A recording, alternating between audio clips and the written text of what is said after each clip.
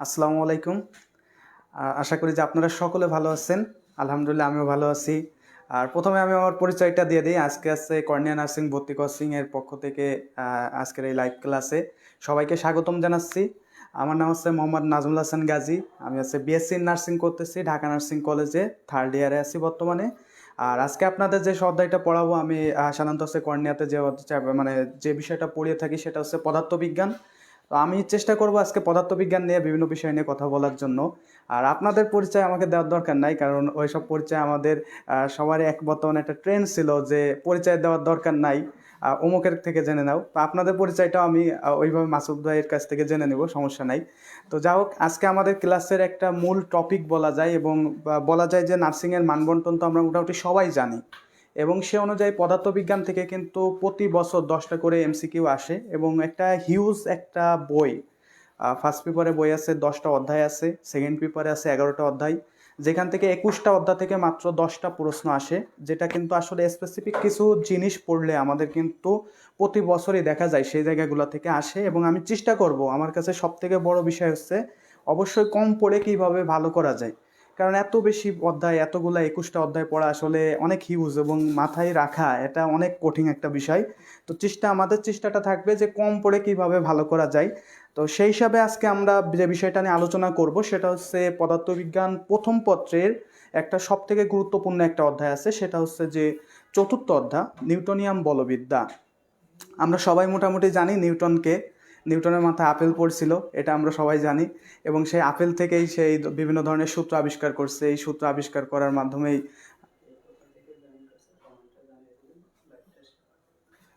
নিউটনের আপেল, সেই আপেল থেকে এই বিভিন্ন সূত্র। আর নিউটন আমাদেরকে একটা ফ্যাসাদও ফেলাই দিয়ে গেছে, কারণ তার আবিষ্কারের কারণে আজকে কিন্তু আমাদের অনেক বেশি পড়াশোনা করতে হচ্ছে। এই পড়াশোনা করে মানে আর কি বলবো, এত পড়ার কি দরকার ছিল আমাদের। তো যা হোক, আমাদের সাথে যারা অ্যাড হয়েছেন আপনারা কাইন্ডলি একটু জানাবেন যে কোথা থেকে অ্যাড হয়েছেন, এবং বেশি বেশি করে শেয়ার করবেন, তাহলে অন্যরাও ক্লাসটা দেখতে পারবে। এবং আশা করি যে নার্সিং অ্যাডমিশন টেস্ট যারা দিবে, এছাড়া যারা বর্তমান আছে এইচএসসি পরীক্ষার্থী, সবার জন্য খুবই ইফেক্টিভ হবে। এবং মেডিকেল অ্যাডমিশন টেস্টেও কিন্তু সেম একই ধরনের প্রশ্নই আসে নার্সিংয়ের মতোই। তো সেই হিসাবে আমরা যদি ভালোভাবে এই অধ্যায়টা একটু কাভার করতে পারি, তাহলে দেখবো যে সিম্পলি এখান থেকে প্রতি বছর প্রশ্ন থাকে, এবং এই বছরও আশা করিতে থাকবে, এবং আমরা অবশ্যই পরীক্ষায় সেটা অবশ্যই ভালোভাবে পারবো। আমাদের আজকের যে টপিকটা আছে সেটা তো প্রথমে বলছি নিউটনিয়াম বলবিদ্যা, যেটা আছে নিউটন যেটা আবিষ্কার করছে সেটা নিয়ে। এবং এই জিনিসটা নিয়ে আসলে অনেকটা আমরা কনফিউজড হয়ে যাই, কারণ আমি যখন ইন্টারমিডিয়েটে ছিলাম তখন এই অধ্যায়টা থেকে প্রশ্ন আসলে আমরাও কেমন যেন একটু ইতস্ত থাকতাম যে পারবো কি পারবো না, পারবো কি পারবো না। আসলে অ্যাডমিশন লেভেলে এসে এত ইতস্তিত হওয়ার কিছু নাই, কারণ এইখানে আমাকে কিন্তু হিউজ বড় বড় কোনো ম্যাথ দিবে না, আমাদেরকে কিন্তু খুব সিম্পল সিম্পল জিনিস পড়তে হবে, এবং সেগুলো আসলে মাথায় রাখতে হবে। এবং জানে তোমরা নিজেরাই জানবা যখন, বললো ভাই এগুলো তো সব পারি, বাট পারলে তো হবে না, এগুলোকে অবশ্যই আমাদেরকে মাথায় রাখতে হবে। তো যাই হোক, আমরা আর কথা না বাড়াই, ক্লাসে চলে যাই। আর আপনারা বেশি বেশি করে লাইভটা অবশ্যই শেয়ার করবেন, আর বেশি বেশি করে কমেন্ট করে জানান যে কে কোথা থেকে আসেন, তাহলে আমরাও বুঝতে পারবো। আপনাদের প্রশ্ন থাকলে অবশ্যই আস্ক করবেন, অ্যান্সার দেওয়ার চেষ্টা করবো যতটুকু পারি। তো আশা করি যে সামনের যে সেজনটা আছে, মানে আমাদের পুরাটা সময় আশা করি যে আপনার ক্লাসটা এনজয় করবেন। তো যাই হোক, আমরা শুরু করি আজকের ক্লাস। তো এই অধ্যায়টা পড়ানোর আগে, এই যে নিউটনিয়াম বলবিদ্যা, এটা পড়ানোর আগে আমি একটা জিনিস সবসময় একটা ধারণা দিয়ে থাকি, একটা বেসিক ধারণা দিয়ে থাকি। সেটা হচ্ছে যে এই অধ্যায়টার একটা যে নাম, সেটা মোটামুটি আমরা তো জেনেই গেছি যে অধ্যায়টার নাম হচ্ছে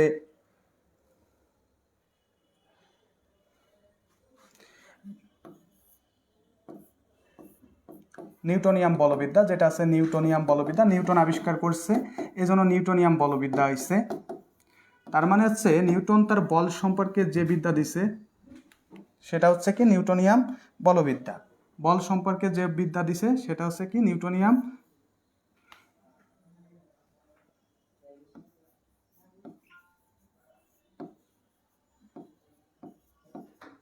বলবিদ্যা, নিউটনিয়াম বলবিদ্যা। তো নিউটনিয়াম বলবিদ্যার যে ইটা আছে, প্রথমেই আমাদের এইখান থেকে দেখতে পাচ্ছি যে নিউটনের নাম অনুসারে আছে নিউটনিয়াম, মানে নিউটন এই সম্পর্কে ধারণা দিছে, তাই তার নাম অনুসারে আছে নিউটনিয়াম। এবং পরবর্তীতে একটা ওয়ার্ড আছে যে বল, এই বল সম্পর্কে আমাদের একটা ব্যাপার আছে, এবং এটা সম্পর্কে যত জ্ঞান, এই যে জ্ঞান, বিদ্যা, বিদ্যা শব্দটা আসছে কিন্তু জ্ঞান জিনিসটা থেকেই তো, বিদ্যাকে, বিদ্যা মানে কি, জ্ঞানকেই তো বোঝায়। বিদ্যালয়ে যায়, বিদ্যা প্লাস আলয়, এটা একটা সন্ধি বিচ্ছেদ, বাংলা যে সান্নিবা অবশেষে পড়াবে। তো যাই হোক, যে বিদ্যা এটা কিন্তু জ্ঞান, তার মানে হচ্ছে নিউটন বল সম্পর্কে যে জ্ঞান দিছে, আমাদের এই অধ্যায়টার কিন্তু আলোচ্য বিষয়টা হচ্ছে কি সেই জিনিসটাই। তো এই অধ্যায়টা যখন আমরা পড়তে যাব, আমাদের কিন্তু একটা বেসিক টপিক চলে আসে, সেটা হচ্ছে কি বল। এই বল সম্পর্কে আমাদের কিন্তু অবশ্যই অবশ্যই ধারণা রাখা লাগবে, কারণ বল সম্পর্কে আমি যদি নাই জানি, তাহলে এই অধ্যায়টা পড়ে আসলে কোনো লাভ নাই। আচ্ছা, তাহলে একটু বলের সংজ্ঞাটা জেনে নিই। আসলে বলের সংজ্ঞা পড়ে আসলে কোনো লাভ নাই, কারণ সংজ্ঞা ঠঙ্গা এগুলো তো আর আমাদের এখন দিবে না, বলবে না তো বলের সংজ্ঞাটা লিখো। এখন আমাদেরকে খুব সিম্পল সিম্পল প্রশ্ন দিবে, কিন্তু এই অধ্যায়টার বেসিক বোঝার জন্য আমাদেরকে অবশ্যই বলের সংজ্ঞাটা জানা লাগবে। আচ্ছা দেখি বল কাকে বলে। আচ্ছা, বল দেয়া আছে এখানে, আমরা নিজেরাই দিয়ে দিচ্ছি, যে দেখেন যে বাহ্যিক কারণ, যে বাহ্যিক কারণ, একটা বাহ্যিক কোনো একটা কারণ স্থির বস্তুকে গতিশীল করে। অর্থাৎ একটা ফুটবল স্থির আছে, সেটাকে যে যদি আমি আঘাত না করি, তাহলে কি সেটা গতিশীল হবে? সেটা কিন্তু আলটিমেটলি গতিশীল হবে না। তাহলে কি বলছে, যে বাহ্যিক কারণ স্থির বস্তুকে গতিশীল অথবা গতিশীল বস্তুর অবস্থার পরিবর্তন। তাহলে গতিশীল বস্তুর অবস্থার পরিবর্তন কিন্তু দুই ধরনের হতে পারে।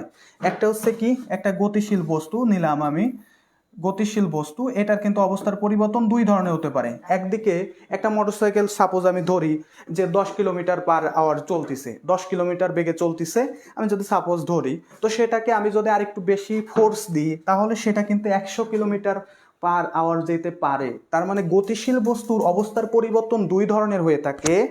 একটা পরিবর্তন হয় হচ্ছে গতি কিন্তু আরো বৃদ্ধি পায়, গতি বৃদ্ধি পায়।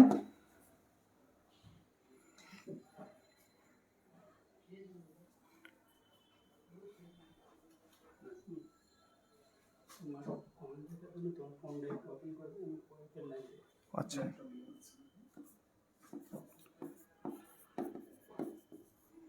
গতি বৃদ্ধি পায়। এবং আরেকটা জিনিস হতে পারে যে আমি একটা গতিশীল রিক্সা যাচ্ছে, সেই রিক্সাটাকে চাইলেই আমি কিন্তু টেনে মানে আমি থামাই দিতে পারি। একটা গতিশীল রিক্সা যাচ্ছে সাপোজ, তো আমি কিন্তু টেনে থামাই দিতে পারি। তো আসলে এটা যখন বলতে যাই, তখন আসলে আমার একটা জিনিস মনে পড়ে। আমাদের এলাকায় একটা গরুর ডাক্তার আছে, অর্থাৎ ভেটেনারি যে চিকিৎসক বলে সেটা আছে। তো তারা আছে কি, যে গ্রাম্য ডাক্তার, তো খুবই সিম্পল হিরো, যে আগের যে মডেলের যে মোটরসাইকেলগুলো ছিল, সেটা কিন্তু বট বট বট বট করতে করতে যাইতো, তো সেটা ইউজ করতো ছোট।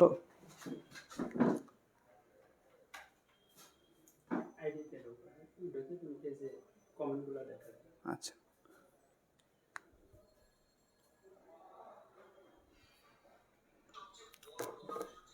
তো আমরা কি করতাম, এরকম যারা আছে করতো, তাদেরকে আমরা খুব সুন্দর একটা কাজ করতাম, সেটা হচ্ছে আমরা যে সুন্দর করে পিছ থেকে টেনে ধরতাম।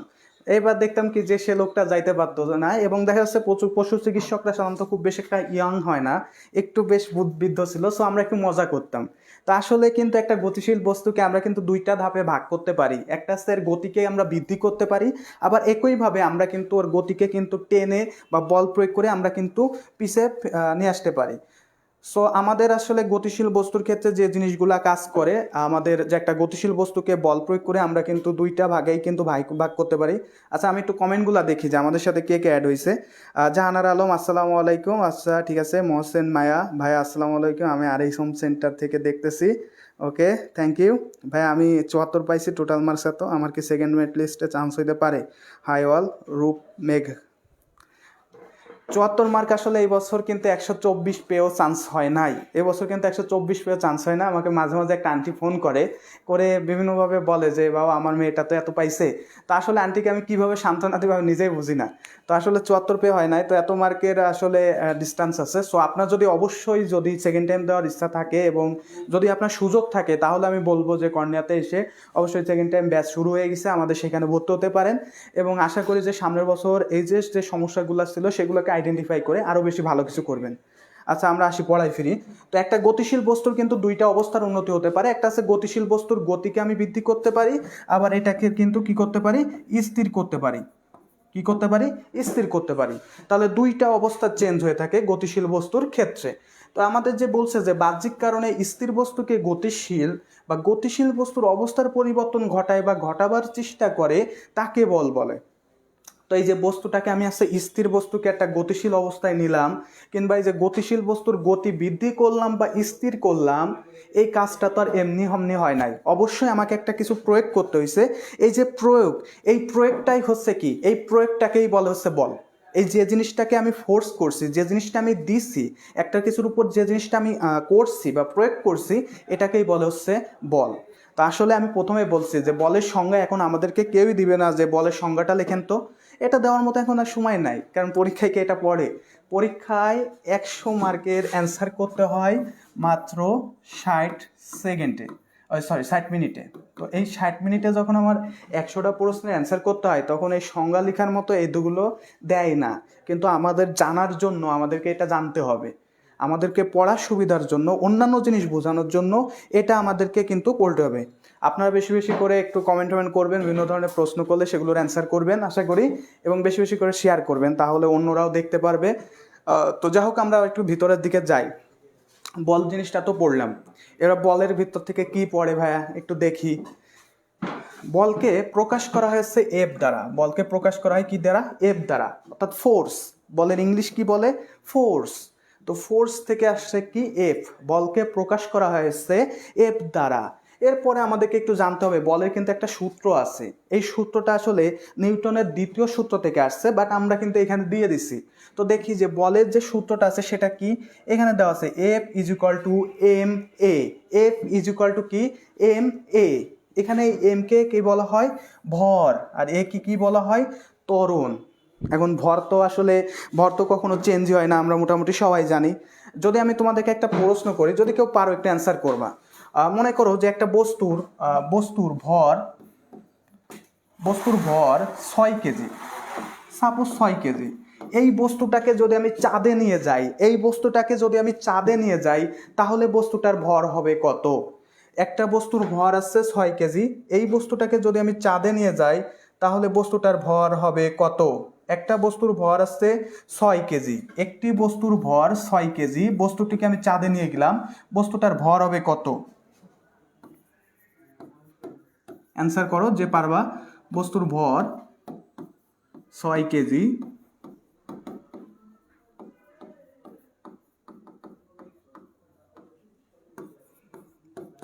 বস্তুটিকে চাঁদে নিলে ভর হবে কত?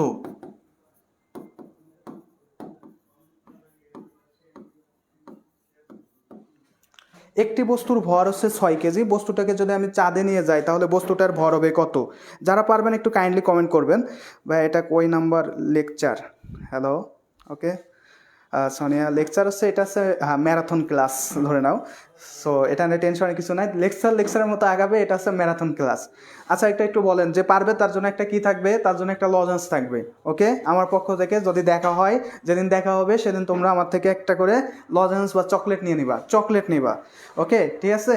তো যাও অ্যান্সার করো, যে পারবে একটু অ্যান্সার করো, কাইন্ডলি একটু অ্যান্সার করো, আর বেশি বেশি করে সবাই একটু শেয়ার করো, যাতে অন্যরাও দেখতে পারে। তো ওকে, দেখি কে পারছে একটু। যে পারবে তার জন্য চকলেট থাকবে। একটা বস্তুর ভর আছে 6 কেজি। এখন আমি ওই বস্তুটাকে যদি আমি চাঁদে নিয়ে যাই, তাহলে বস্তুটার ভর হবে কত কেজি? ভর হবে কত? এটা আছে প্রশ্ন।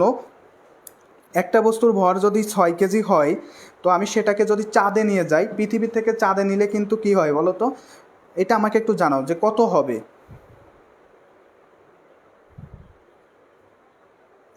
একজন লিখছে যে রূপ মেঘ লিখছে 6 কেজি, মোহসেনা মায়া লিখছে 6 কেজি, আয়েশা সিদ্দিকা লিখছে 0, রূপ মেঘ লিখছে কারণ ভর পরিবর্তন হয় না। ওকে, থ্যাংক ইউ। দেখি কি হয়। অ্যাকচুয়ালি রূপমেঘ এবং আছে মোহসেন মায়া দুইজনেরই উত্তরই কারেক্ট হয়েছে। আয়েশা সিদ্দিকা, তোমার উত্তরটা ভুল হয়েছে, আসলে 0 হবে না, এটা হবে কি? এটা হবে হচ্ছে 6 কেজি অ্যান্সার থাকবে। কারণ সবসময় মনে রাখবা ভরের কিন্তু কোনো চেঞ্জ হয় না। বাট আমরা একটা জিনিস কিন্তু খুব ভুল করে থাকি, সেই জিনিসটা কি জানো? আমরা কিন্তু বলি যে একটা ওজন বলে কিন্তু প্রকাশ করি, যে এই বস্তুটার ওজন আছে এত। বাট ওজন এবং ভরের মধ্যে কিন্তু একটু পার্থক্য আছে। ওজনের একটা সূত্র আছে, একটু লিখি। ওজনের সূত্র হচ্ছে, ওজনকে প্রকাশ করা হয়েছে এমজি, অর্থাৎ একটা বস্তুর ভর এবং অভিকর্ষ ত্বরণের গুণফলকে বলা হচ্ছে ওজন। অভিকর্ষ ত্বরণের গুণফলকে বলা হচ্ছে কি? ওজন। তাহলে ওজনকে প্রকাশ করা হয় কি? এটা সূত্র কি? এমজি। এম কি? ভর, আর জি কি? অভিকর্ষ ত্বরণ। তাহলে আমি কি বলতে পারি, আমি কিন্তু বলতে পারতেছি কোনো জিনিসকে কিন্তু কখনো আজ থেকে কখনো ওজন বলবা না। তোমরা কিন্তু ওজন বলো না, তোমরা কিন্তু বিজ্ঞানের ছাত্র, তোমরা কিন্তু সায়েন্স জানো, তোমরা বিষয়টা জানো, সো তোমরা কিন্তু ভুল করবে না। ভুল করবে কারা? যারা জানে না তারা ভুল করবে। সো তোমাদের যেটা বললাম যে ওজনকে প্রকাশ করা হয় কি দিয়ে, মানে mg, ভর এবং অভিকর্ষ ত্বরণ। এবং একটা জিনিস তোমাদের এখান থেকে বলে রাখি আমি, পৃথিবীতে কোনো জিনিসের ভর যদি 6 কেজি হয়, বা সরি ওজন যদি 6, মনে করো যে 6 kg metre per second square হয়, kg metre per second square হয়, তাহলে চাঁদে গেলে ওজন কিন্তু 1/6, 1/6 হয়ে যায়। তার মানে 1 কেজি হয়ে যায়, 1 কেজি হয়ে যায়। তাহলে আমি আবারও বলতেছি, পৃথিবীর ওজন চাঁদে গেলে 6 অংশের 1 ভাগ হয়ে যায়।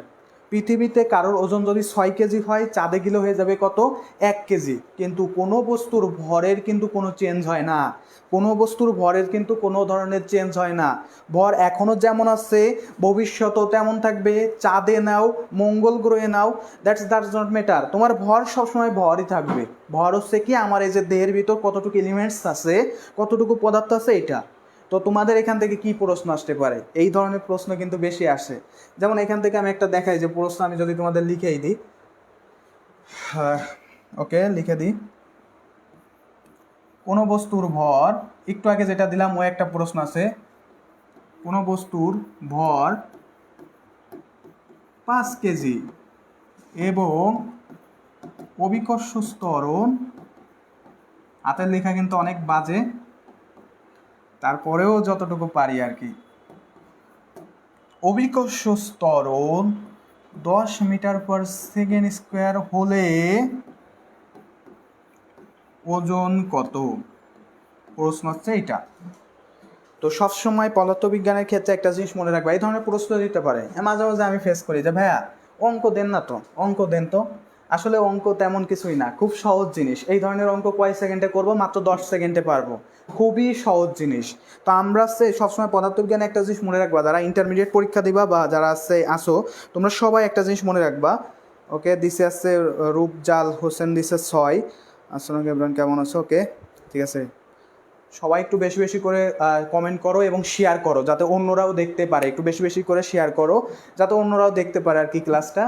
তো যাও, যেটা আছে, কোনো বস্তুর ভর হচ্ছে 5 কেজি, কোনো বস্তুর ভর হচ্ছে কি 5 কেজি, এবং অভিকর্ষ ত্বরণ হচ্ছে 10 মিটার পার সেকেন্ড স্কোয়ার হলে ওজন কত? তো কোনো ধরনের অঙ্ক করার আগে, পদার্থবিজ্ঞানের অঙ্ক করার আগে একটু রুলস ফলো করবা।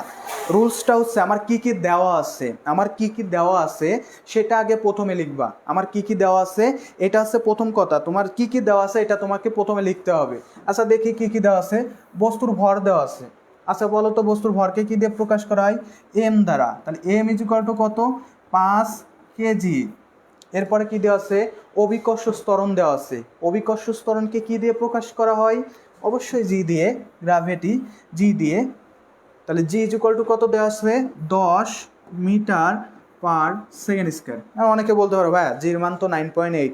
এটা ভাই দেওয়া থাকলে যেটা দেওয়া থাকবে আমার সেটাই আমি ইউজ করব। আমার প্রশ্ন যদি না দেওয়া থাকতো তাহলে আমি 9.8 দিতাম, বাট যেহেতু আমার দেওয়া আছে, প্রশ্নে সরাসরি উল্লেখ করা আছে, সো আমার আর ওইটা দেওয়া লাগবে না। এরপরে যে জিনিসগুলো দেওয়া আছে এগুলো আমাকে লিখতে হবে। এরপরে কোন জিনিসটা আমাকে বের করতে বলছে? ওজন বের করতে বলছে। সাপোজ ধরি ওজনকে আমার বের করতে বলছে, তাহলে ওজন ইজ ইকুয়াল টু ভর। তারপরে আমার সূত্র অ্যাপ্লাই করতে হবে, যে আমি এই যে 3টা জিনিস, এর মধ্যে সম্পর্ক স্থাপনকারী কোনো সূত্র আছে কি না, সম্পর্ক স্থাপনকারী কোনো সূত্র আছে কি না। একটু আগেই পড়াইছি যে ওজন ইজ ইকুয়াল টু কি?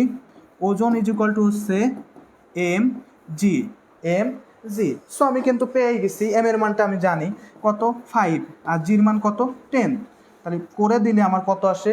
50। আর এটার হবে কত? একক হবে KG metre per second square, KG metre per second square. তাহলে অঙ্ক দেখো খুবই সহজ, আমরা যদি হাতে গুনে করতে যাই খুবই সহজ একটা জিনিস, বাট আমরা কি করি, অনেক বেশি পাকাইতে যাই, আমরা কিন্তু ভুলে যাই। তো তোমাদের এখান থেকে যে প্রশ্ন আসতে পারে, একটা অঙ্ক দেখাই দিলাম।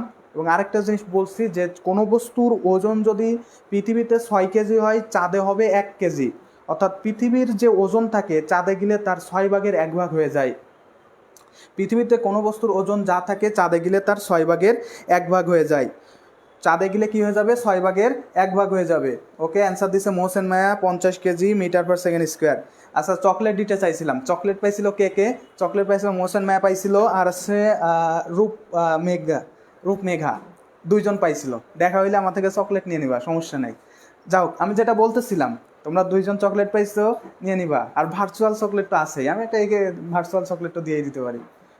আচ্ছা, নিয়েই নাও ভার্চুয়াল চকলেট। এরকম মনে হয় ছোটোবেলায় এরকমই ছিল।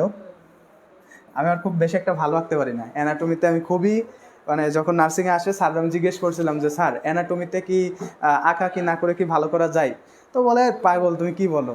আসলে নার্সিংয়ে আসলে কিন্তু অনেক আঁকাকি করা লাগে, বাট আমি এত ভালো আঁকাকি করতে পারি না। তো যাই হোক, এই যে অঙ্কটা, এই ধরনের ধরো ম্যাথ তোমাদের কিন্তু আসতে পারে, সর্বোচ্চ যদি মানে ম্যাথ আসে তোমাদের যদি দেয়, এই ম্যাথটা তোমাদেরকে দিতে পারে, এবং আশা করি যে তোমরা বুঝতে পারছো। তো তাহলে আমরা এখান থেকে কি কি শিখলাম? কোনো বস্তুর ভর পৃথিবীর যে জায়গায় যাক, এটা যেখানেই যাবে সেই ভরের কিন্তু কোনো ধরনের চেঞ্জ হবে না। এখানেও যে ভর থাকবে, মঙ্গলে গেলেও সেই ভর থাকবে, বৃহস্পতি গ্রহে গেলেও সেই ভর থাকবে। আর কোনো বস্তুর ওজন পৃথিবী থেকে চাঁদে নিলে পৃথিবীর ওজনের যা থাকবে, চাঁদে গেলে তার 6/1 হয়ে যাবে। আর দ্বিতীয় একটা ম্যাথ করালাম যে ওজন, এটাকে সাধারণত আছে এমজি, এর আছে কি সূত্র কি এমজি। তো কোনো বস্তুর ভর এবং তার ত্বরণ দেওয়া থাকলে আমরা সহজেই বের করতে পারবো অভিকর্ষ ত্বরণ দিয়ে। তো এইটা করলে আমাদের কিন্তু হয়ে যাচ্ছে। তাহলে বল থেকে আমরা একটুখানি শিখলাম এসি লাইট থেকে। এখন আমরা একটু সামনে যাই। তো বল সমান সমান আমাদের এখানে দেওয়া আছে কি এম এ, এখানে এম কি ভর, এ কি ত্বরণ। এখন এর পরে যে প্রশ্নটা বেশি আসে মেডিকেল সহ নার্সিংয়ের বেশি যেটা আছে, বলের এককটা লিখতে বলে, বলের এককটা লিখতে বলে। আচ্ছা, বলের এককটা আমরা একটু লিখি। বলের এককটা লিখতে গেলে আমাদের যেটা করতে হবে সেটা হচ্ছে, আমাদের কি দেওয়া আছে সূত্র, এফ ইজ ইকুয়াল টু দেওয়া আছে এম এ। তাহলে এর একক লিখতে গেলে হবে কি এম এর একক, এম এর একক কি ভরের একককে প্রকাশ করা আছে কেজি দ্বারা। এরপরে কি আছে ত্বরণ, ত্বরণের একককে কি দিয়ে প্রকাশ করা হয়, মিটার পার সেকেন্ড স্কোয়ার দ্বারা। তার মানে আমার বল ইজ ইকুয়াল টু এর এককটা কি হবে KG metre per second square. ভাই আপনি তো নিউটন লিখে রাখছেন, বা কেন লিখছেন? এর তো একটা কারণ আছেই, কারণ বিজ্ঞানী নিউটন এটা আবিষ্কার করছে।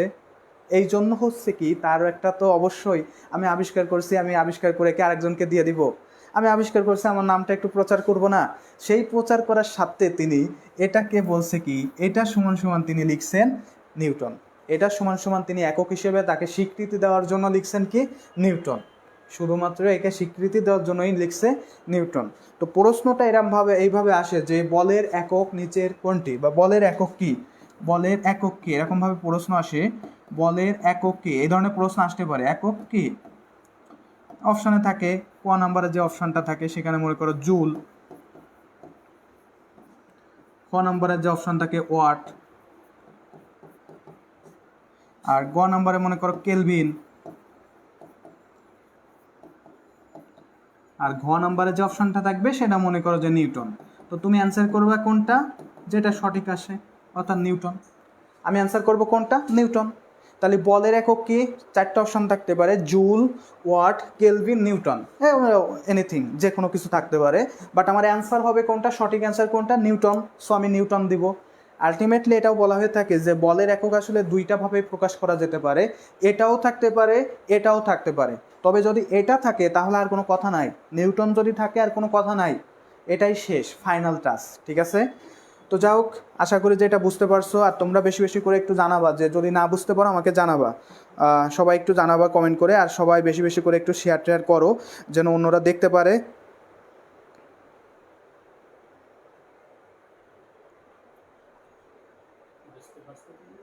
আর সবাই বুঝতে পারছো কিনা একটু কাইন্ডলি জানাও। সবাই একটু কাইন্ডলি জানাও, একটু কাইন্ডলি একটু জানাও যে বুঝতে পারছো কিনা। বুঝতে পারলে অবশ্যই একটু বলো যে ডান, ডান লিখে দাও যে ভাইয়া বুঝতে পারছে, এরকমভাবে একটু কমেন্ট করে জানাও, তাহলে আমি একটু নেক্সটে যাই। এরপরে আমাদের কিন্তু এখনও পর্যন্ত বলের মাত্রা বাকি আছে, এখনও আমরা বলের মাত্রাটা শিখবো। তোমাদের বলে রাখি যে এইখান থেকে কিন্তু প্রতি বছর 2-3টা করে প্রশ্ন থাকে। এই যে নেক্সট যে গত বছরটা গেল, এই যে বছরটা 2021-22 সেশন, এখানেও কিন্তু 21-22 সেশনে কিন্তু 2টা প্রশ্ন পড়ছে, এখান থেকে 2টা প্রশ্ন পড়ছে, এবং এইভাবেই আমরা পড়াই এবং এইভাবেই কিন্তু পড়ছে। সো খুবই সিম্পল একটা অধ্যায় ভাবে, খুব সহজভাবে পড়াবো। তো তোমরা যেটা না জানলে অবশ্যই আমাকে বলবা যে ভাই বুঝতে পারতেছি না, আমি অবশ্যই চেষ্টা করবো বোঝানোর। আর সবাই একটু বেশি বেশি করে শেয়ার করো, একটু বেশি বেশি করে শেয়ার করো, তাহলে অন্যরাও একটু দেখতে পারবে। ওকে, মোহসেন মায়া লিখছে ডান। ওকে, থ্যাংক ইউ। ওকে ওকে, আচ্ছা আমরা শুরু করি, আমরা একটু যাই, সামনে যাই। তো এই পর্যন্ত তো আমরা বুঝতে পারছি, বলের এককটা বের করলাম। এখন আমরা একটু বলের মাত্রাটা কিভাবে বের করে একটু দেখি, আসলে আমরা পারি কিনা দেখি। তো বলের মাত্রাটা বের করার সময় এই মাত্রাগুলোও কিন্তু আসলে আমরা সূত্র থেকে আনতে পারি। তো বল এফ ইজ ইকুয়াল টু কিন্তু আমরা পড়ছি এম এ, এম এ। এই এম এর মাত্রাটা হচ্ছে কি বড় হাতের এম দিয়ে প্রকাশ করা হয়, বড় হাতের এম দিয়ে প্রকাশ করা হয়। আর এর মাত্রাটা হচ্ছে কি বলতো, এ হচ্ছে ত্বরণ। আচ্ছা ত্বরণের একটু সূত্রটা সংজ্ঞাটা একটু দিই। এই ত্বরণের সংজ্ঞাটা থেকে কিন্তু গত বছর প্রশ্ন আসছে, এই রিসেন্টলি গত বছর কিন্তু ত্বরণের সংজ্ঞা থেকেই প্রশ্ন আসছে। আপেক্ষিক ত্বরণ কাকে বলে এটা দিছিল সম্ভবত। তো যাও আমি একটু ত্বরণের সংজ্ঞাটা দিই। সময়ের সাথে সময়ের সাপেক্ষে কোনো বস্তুর বেগের পরিবর্তনকে বলে হচ্ছে কি ত্বরণ। সময়ের সাপেক্ষে বা সময়ের সাথে কোনো বস্তুর বেগের পরিবর্তনকে বলে হচ্ছে ত্বরণ। এই এ সমান সমান লেখা যায় ভি ভাগ টি, ভি ভাগ টি, অর্থাৎ সময়ের সাথে বেগের পরিবর্তনকে বলে কি ত্বরণ। তাহলে এ সমান সমান লেখা যায় কি ভি ভাগ টি। এত কিছু আসলে আবার কিন্তু বেগের ফর্মুলার সূত্রটাও চলে আসে। বেগ মানে কি, বেগটা কিন্তু আবার এই যে ভি, এটাকে একটু সংজ্ঞাটা দিয়েই দিই। বেগ বলতে কি বোঝায়, সময়ের সাথে কোনো বস্তুর দূরত্বের পরিবর্তন বা অবস্থার পরিবর্তন বা সরণের পরিবর্তনকে বলে হচ্ছে বেগ। দূরত্বের সাথে বা সময়ের সাথে বস্তুর সরণের পরিবর্তনকে বলে কি বেগ। বেগ ভি ইজ ইকুয়াল টু হচ্ছে এস ভাগ টি, অর্থাৎ সময়ের সাথে বস্তুর সরণের পরিবর্তনকে বলে বেগ। সময়ের সাথে বস্তুর সরণের পরিবর্তনকে কি বলে বেগ। এই জায়গা থেকেই মূলত সূত্রগুলো আসতেছে। একটু দেখি বেগের যে ইটা আছে মাত্রা বা মাত্রাটা যদি আমি বলি, এই সরণের মাত্রা এটা কি দূরত্ব, দূরত্ব মানে কি লেন্থ, এটাকে প্রকাশ করা হয়েছে বড় হাতে এল দ্বারা। তাহলে এল ভাগ হবে কি সময়, সময়কে প্রকাশ করা হয়েছে বড় হাতের টি দ্বারা। মাত্রার ক্ষেত্রে কি প্রকাশ করে বড় হাতের টি দ্বারা। তাহলে আলটিমেটলি আসে কি এল ভাগ টি, এল ভাগ টি। এই এল ভাগ টি এই সমান সমান কি লেখা যায় এল পার টি, এল পার টি। অর্থাৎ টিটাকে যদি আমি একটু উপরে পাঠাই দিই তাহলে কিন্তু এল পার টি হয়, এল পার টি হয়, এল পার টি হবে। ওকে, আচ্ছা তোমরা একটু বেশি বেশি করে শেয়ার করো, আর হচ্ছে যে সব একটু কমেন্ট করে জানাবা। যদি না বুঝতে পারো আমাকে অবশ্যই বলবা যে ভাই বুঝতে পারতেছি না, তাহলে আমি চেষ্টা করবো একটু ভালো বোঝানোর, বা যা পারি যতটুকু পারি। আসলে সব কিছু পারে একজন এরকম না, আবার আমি যে আহামরি ভালো পারবো এরকমও না। তারপরেও আমি সর্বোচ্চ চেষ্টা করব যতটুকু পারি আর কি। তো যাই হোক, যেটা আছে যে এল পার টি, এল পার টি। এরপরে আমাদের এখান থেকে আসি যে আমরা এখানে পাইছিলাম এটা হচ্ছে কিসের একক পাইছি, মাত্রা পাইছি, এটা পাইছি হচ্ছে বেগের মাত্রা। তাহলে বেগের মাত্রা কি পাইছি এল পার টি, এল পার টি পাইছে হচ্ছে বেগের মাত্রা এল পার টি। এই এল পার টি আবার এইখানে বসাইতে হবে। এই সূত্রটায় যদি আমরা বসাই তাহলে কি হবে এল পার টি, আবার নিচেই আর একটা কিন্তু এক্সট্রা টি চলে আসছে বড় হাতে। তাহলে এই টিটা যদি আবার উপরে পাঠাই দিই তাহলে এখান থেকে কি আসে এল পার টি স্কোয়ার, এল পার টি স্কোয়ার। এই উপরে একটা টি তো আছেই, মাইনাস টি আছে, আবার নিচেরটাকে যদি আমি উপরে পাঠাই দিই তার মানে minus T to the power minus one into T to the power minus one, T to the power minus one. তাহলে T to the power minus one into T to the power minus one. সূচক বা log যারা করছো তোমরা জানো যে পাওয়ারে পাওয়ারে কী হয়ে যায়, তখন তখন কিন্তু পাওয়ারে পাওয়ারে যোগ হয়ে যায়। তার মানে T to the power minus one plus এরকম চলে আসে। এবার এটাকে যদি আমি করে এখান থেকে T to the power minus one, তার মানে T to the power minus two, T to the power minus two. তো সেই জায়গা থেকে আমার কি আসতেছে, সেই জায়গা থেকে আমরা দেখি কি আসতেছে, সেই জায়গা থেকে আমরা এর যে মাত্রাটা, এর মাত্রাটা কি পাচ্ছি এল পার টি স্কোয়ার। এখন এটা তো আমরা পাইছি এর, এবং এম এরটা তো আমরা মোটামুটি পড়েই ফেলছি যে কি ছিল আমাদের বড় হাতের এম, বড় হাতের এম। তাহলে বলের যে ফর্মুলাটা আছে F is equal to M A, F is equal to M A. এখানে এম এর মাত্রাটা তাহলে কি হবে, বড় হাতের এম, এর মাত্রাটা কি এল পার টি স্কোয়ার। এবং সবসময় মনে রাখবা মাত্রাকে সবসময় হচ্ছে থার্ড ব্র্যাকেটের মধ্যে লেখা হয়, মাত্রাকে সবসময় থার্ড ব্র্যাকেটের মধ্যে লেখা হয়। তাহলে বলের মাত্রা হলো কি এম এল পার টি স্কোয়ার, এম এল পার টি স্কোয়ার, বলের মাত্রা কি এম এল পার টি স্কোয়ার। এটা হচ্ছে যে আমাদের বল সম্পর্কে যাবতীয় যদি প্রশ্ন আসে তাহলে এখান থেকে এই ধরনের প্রশ্ন আসতে পারে। বিশেষ করে যেটা বললাম যে বলের মাত্রাটা, বলের এককটা বেশি পড়তে পারে, বলের আবার সূত্র থেকে প্রশ্ন আসতে পারে, এটা দেখাবো একটু সামনেই। এবং আমি কিন্তু দেখাইছি যে ভর তোমার কিন্তু কখনো চেঞ্জ হয় না, সেটা বৃহস্পতি গ্রহে যাও যেখানে যাও, একটু ক্রিটিক্যাল তো থাকবেই। আসলে সিম্পল প্রশ্ন বাট আসলে একটু ভিতরে তো একটু জিনিস বেশি থাকবেই, তো সেই হিসেবে আমাদের এটাও কিন্তু একটু বেশি।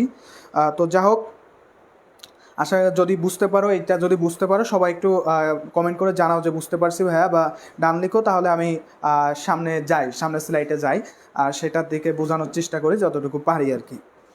আশা করি সব কিছুই পারবো, সমস্যা নেই। আচ্ছা দেখি, ওকে একটু কমেন্ট করে জানাও আর বেশি বেশি করে একটু শেয়ার করো যাতে অন্যরাও দেখতে পারে। মোহসেন মাই আছে, রূপজাল আছে, মেহেদি হাসান প্রামাণিক স্যার লিখছে excellence class, thank you sir.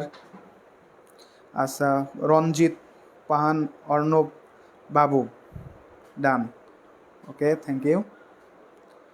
আরেকবার বোঝান, আরেকবার বুঝাই। সেটা হচ্ছে যে আমাদের যে ফর্মুলাটা আছে সেটা হচ্ছে আমার ভর আছে, আমার যে ফর্মুলার থেকেই কিন্তু আমি আসলে মাত্রাটা বের করতে পারি। আমি কিন্তু কি করতে পারি, আমরা মাত্রাটা আসলে মুখস্থ করলে করতে পারি, বাট আমি তোমাদেরকে বুঝাচ্ছি যে কিভাবে আসলো। এটা হচ্ছে আমার হচ্ছে বোঝানোর দরকার আছে, কারণ এই বুঝাইলে আমার মনে হয় যে মাথা আরও বেশি থাকে। তো আমি যে সূত্রটা আছে সেটা থেকে কিন্তু বের করতে পারি। তো এফ ইজ ইকুয়াল টু আসছে M A, M A, M হচ্ছে কি ভর, ভরের মাত্রাটাকে বলা হয়েছে বড় হাতের এম দিয়ে কিন্তু প্রকাশ করা হয়ে থাকে। এই যে এটাকে ভরের মাত্রাটা হচ্ছে কি বড় হাতের এম। আর ত্বরণ, এটা কি ত্বরণ, ত্বরণের মাত্রাটা হচ্ছে এল পার টি স্কোয়ার, এল পার টি স্কোয়ার। তাহলে গুণ করলে এই দুইটার মধ্যে তো গুণ আছে, তাহলে এম এল পার টি স্কোয়ার, এটা আসতেছে কি বলের মাত্রা, এটা কিসের মাত্রা আসতেছে বলের মাত্রা। ওকে আমরা যাই নেক্সট স্লাইডে চলে যাই।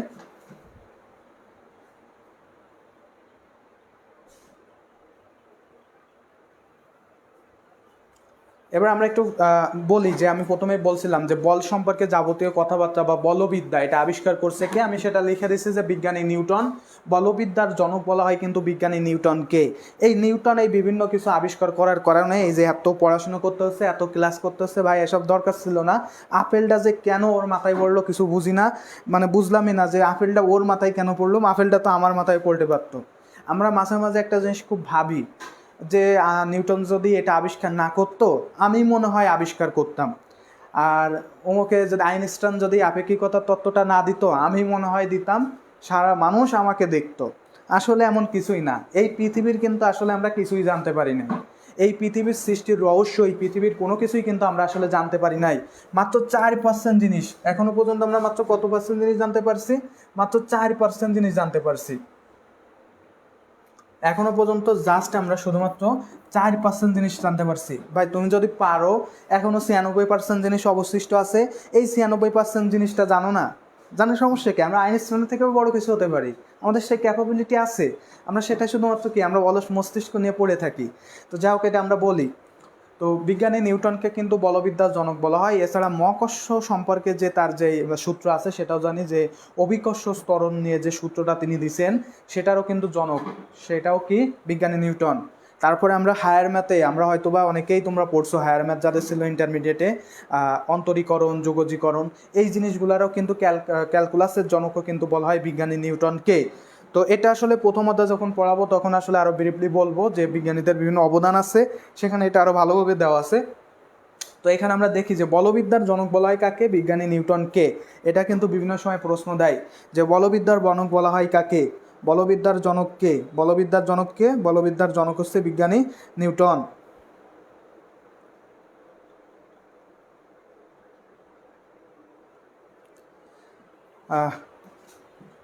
বলবিদ্যার জনককে বিজ্ঞানী নিউটন। ঠিক আছে। এরপরে আমাদের যে ফর্মুলাটা আসে, যে পরের প্রশ্নটা আসে যে বলবিদ্যার জনক তো নিউটন, আছে বুঝলাম।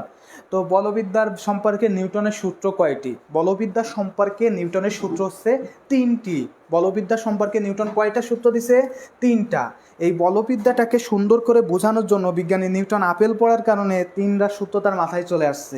আর আমাদের মাথায় তাল পড়লেও কোনো সূত্র আসে না, বুঝি না, মাঝে মাঝে চিন্তা করি যে নারকেল তলায় যে বসে থাকবো, কবে একটা নারকেল মাথায় পড়বে আর বিজ্ঞানী নিউটনের থেকেও বড় বড় সূত্র আবিষ্কার করব, সারা পৃথিবী আমাকে চিনবে। আসলে তাল নারকেল পড়লে কাজ হইতো না, যদি এমনি হয় তো এমনি হবে, না হলে কোনো কিছুই হয় না। তো যাই হোক, যেটা বলতেছিলাম যে বিজ্ঞানী নিউটন আছে বলবিদ্যার জনক, এবং বল সম্পর্কে সূত্র প্রদান করছে কয়টা? 3টা সূত্র প্রদান করছে বিজ্ঞানী নিউটন। প্রথম সূত্রটা আমরা একটু দেখি। বাহ্যিক কোনো বল প্রয়োগ না করলে, বাহ্যিক কোনো বল প্রয়োগ না করলে স্থির বস্তু চিরকাল স্থির এবং গতিশীল বস্তু চিরকাল সমবেগে সরল পথে চলতে থাকবে। আমি যদি কোনো বল প্রয়োগ না করি, আমি যদি ফুটবলে একটা শ্যুট না করি, তাহলে কিন্তু আসলে আমার কিন্তু কিছুই হবে না। আমি যদি ফুটবলে যে একটা সুন্দর করে শট না দেয়, তাহলে কি ফুটবলটা গতিশীল হবে? কখনোই কিন্তু ফুটবলটা গতিশীল হবে না। ফুটবলটা যেখানে ছিল সেখানেই থাকবে, ফুটবলটা যেখানে আসছিল সেখানেই থাকবে। আবার আমি মনে করি যে বললাম না যে ভোর ভোর করে যে ভম ভম করে যে মোটরসাইকেল চালাই, ওটা পিছ থেকে যদি টেনে না ধরি, তাহলে কি ওটা গতিশীল অবস্থায় থেকে যাবে। তাহলে প্রথম সূত্রটা আছে, বাহ্যিক কোনো বল প্রয়োগ না করলে স্থির বস্তু চিরকাল স্থির থাকবে, অর্থাৎ যেমন অবস্থায় আছে স্থির ছিল সেইভাবেই থাকতে থাকবে। আর গতিশীল বস্তু চিরকাল সমবেগে সরল পথে চলতে থাকবে। সমবেগে সরল পথে, অর্থাৎ এর বেগের কোনো চেঞ্জ হবে না। তো ভাই আমরা রাস্তায় তো আসলে যদি আমরা সুন্দর করে সাইকেলে একটু যদি দিয়ে যদি ছেড়ে দিই, তো দেখতে পাই কি? আমরা দেখতে পাই যে সেটা হচ্ছে যে থেমে গেছে। এর কারণ হচ্ছে রাস্তার যে আমাদের ঘর্ষণ আছে, রাস্তার ঘর্ষণ, রাস্তাটা কিন্তু আমাদের কিন্তু সাইকেলকে কিন্তু বেগকে কিন্তু বাধা দিচ্ছে। রাস্তাটা কি একেবারে মসৃণ হয়, পিচ্ছিল হয়? রাস্তা কিন্তু পিচ্ছিল না। আপাত দৃষ্টিতে মনে হয় অনেক পিচ্ছিল, বাট আলটিমেটলি কিন্তু তা না। কারণ নিউটন আণুবীক্ষণিক যন্ত্রে বা আণুবীক্ষণিক যন্ত্রের সাহায্যে তুমি দেখো যে বিশাল বড় বড় পুকুরের মতো মতো করে করে একটা একটা গর্ত, তো এইগুলাই কিন্তু আমাদেরকে বাধা দিচ্ছে সাইকেলের গতিকে যে সামনে যাইতে।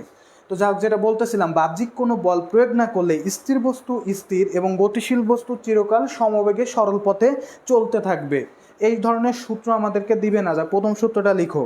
আমাদের যেটা বলবে যে প্রথম সূত্র থেকে আমরা কি জানতে পারি? প্রথম সূত্র থেকে আমরা 2টা জিনিস জানতে পারি। এক, আমাদের কি সম্পর্কে জানতে পারি? জড়তা সম্পর্কে জানতে পারি। জড়তা। আর হচ্ছে কি, বলের একটা সংজ্ঞা দিতে পারি। অলরেডি বলের সংজ্ঞাটা আমি দিয়ে দিছি, সো আমাদের ওটা বলার দরকার নেই। কি সম্পর্কে জানতে পারি? বলের সংজ্ঞা। এই 2টা সম্পর্কে আমরা প্রথম সূত্র থেকে জানতে পারি। এই 2টা জিনিস সম্পর্কে আমরা প্রথম সূত্র থেকে জানতে পারি। এই 2টা সম্পর্কে জানতে পারি। তো প্রশ্ন দেয় যে প্রথম সূত্র থেকে আমরা কি সম্পর্কে ধারণা পাই? জড়তা। জড়তা সম্পর্কে ধারণা পাই এবং আছে বলের সংজ্ঞা।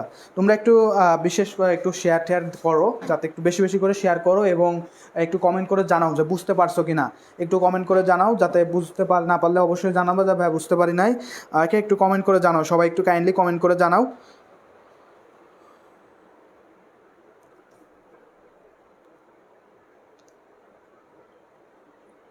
কাইন্ডলি একটু সবাই একটু কাইন্ডলি কমেন্ট করে করে জানাও। ওকে, যেটা বললাম যে জড়তা এবং বলের সংজ্ঞা, এই 2টা সম্পর্কে আমাদের কিন্তু ধারণা দেয় কে? নিউটনের প্রথম সূত্র। নিউটনের প্রথম সূত্র এই 2টা সম্পর্কে ধারণা দেয়। এখানে একটা জিনিস আছে ভাইয়া, জড়তা। জড়তা। জড়তা জিনিসটা নতুন আসছে, এটা একটু বলি, না বললে একেবারে হয় না। একটু বলি, যদিও পড়বে না, তারপর বলি। জড়তা হচ্ছে কি, যে বস্তুর এই যে অবস্থা চেঞ্জ করতে না চাওয়ার যে প্রবণতা। এই যে স্থির আছে স্থির থাকতে চাই, আর গতিশীল আছে গতিশীল থাকতে চাই। এই যে অবস্থার চেঞ্জ করতে না চাওয়ার যে প্রবণতা, এই প্রবণতাকেই বলে হচ্ছে জড়তা। বস্তুর যে ধর্মটা আছে, যে ধর্ম বস্তুকে আছে অবস্থা চেঞ্জ করতে দেয় না, অবস্থার পরিবর্তন করতে চায় না, এই না চাওয়াটাকেই বলে হচ্ছে কি? জড়তা। এই না চাওয়াটাকেই বলে কি? জড়তা। এই ধর্মটাই হচ্ছে জড়তা। তাহলে নিউটনের প্রথম সূত্র আমাদের জড়তা আর বলের সংজ্ঞা সম্পর্কে ধারণা দেয়। জাস্ট এই 2টা জিনিস তোমরা একটু ভালো করে মনে রাখবা। ওকে, আমরা নেক্সট স্লাইডে যাই। আমাদের আশা করি যে এই পেজ কি সবাই বুঝতে পারছো কিনা আমাকে একটু কাইন্ডলি জানাও। যদি বুঝতে পারো তাহলে একটু ডান লিখবা যে ভাই বুঝতে পারছি।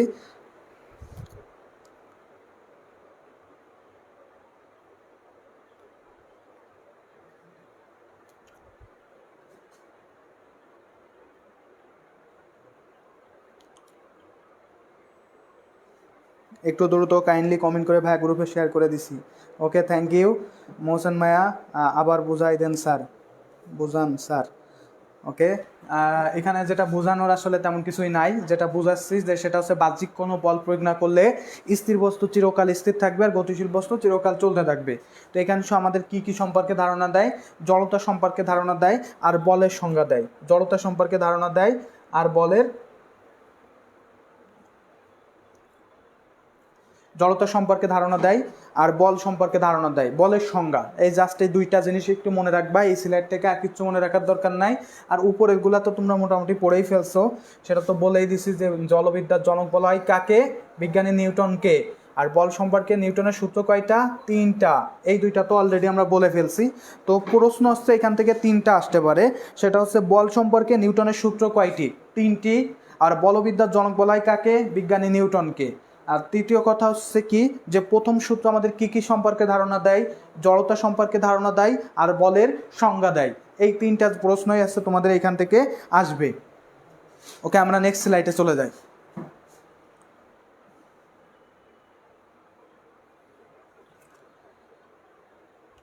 এবার আমরা দ্বিতীয় সূত্র পড়ার আগে আমরা আরেকটা জিনিস একটু সম্পর্কে জেনে নিব। এই জিনিসটা সম্পর্কে আসলে আমাদের জানা দরকার। সেই জিনিসটা হচ্ছে কি, এই ভরবেগ। এই ভরবেগ কাকে বলে সেটা সম্পর্কে আমরা একটু ধারণা রাখবো। ভর এবং বেগের গুণফলকে বলে হচ্ছে কি? ভরবেগ। ভর গুণ বেগ, এই দুইটাকে একসাথে বলা হচ্ছে কি? ভরবেগ। এই ভরবেগকে প্রকাশ করা হচ্ছে পি দ্বারা। ভরবেগকে প্রকাশ করা হয় কি দ্বারা? পি দ্বারা। তাহলে পি ইজ ইকুয়াল টু কি হবে? ভরের এক কি? এম, আর বেগ কি? ভি। তার মানে পি ইজ ইকুয়াল টু হচ্ছে M V. P is equal to কি হবে? M V. ভরবেগ কাকে বলে? ভর এবং বেগের গুণফলকে বলে হচ্ছে ভরবেগ। ভরবেগকে প্রকাশ করা হচ্ছে পি দ্বারা। পি ইজ ইকুয়াল টু হবে হচ্ছে ভর গুণ বেগ। ভরের কি আমি প্রকাশ করছি? এই যে এম দ্বারা। আর বেগকে কি দিয়ে প্রকাশ করছি? ভি দ্বারা। তার মানে পি ইজ ইকুয়াল টু হবে হচ্ছে M V. P is equal to কি হবে? M V. দেখো উপরেও সেই জিনিসটা লিখছি, যে ভরবেগের সূত্রটা লিখছে। আসলে সূত্র থেকে প্রশ্ন আসে না, বেশি যে জিনিসটা আছে ভরবেগের একক। ভরবেগের এককটা বেশি আছে। সো আমরা ভরবেগের এককটা একটু পড়বো, দেখি গুরুত্বপূর্ণ। হ্যাঁ, গ্রুপে share. Okay, thank you. Okay, যাও, যেটা বলি যে ভরবেগের এককটা একটু বেশি আসে। তো ভরবেগের এককটাও কিন্তু আমরা সূত্র দিয়েও বের করতে পারি, আবার সরাসরি মুখস্থ করতে চাইলেও করতে পারি।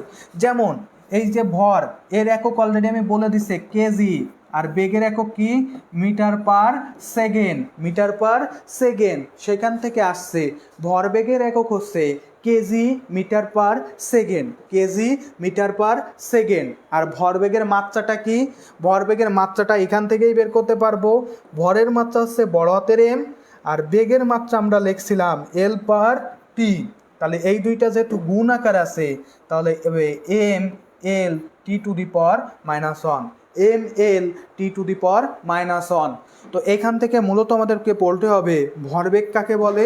ভর এবং বেগের গুণফলকে বলে হচ্ছে ভরবেগ। ভরবেগকে প্রকাশ করা হয়েছে পি দ্বারা। ভরবেগকে প্রকাশ করা হয় পি দ্বারা। ভরবেগকে প্রকাশ করা হয় পি দ্বারা।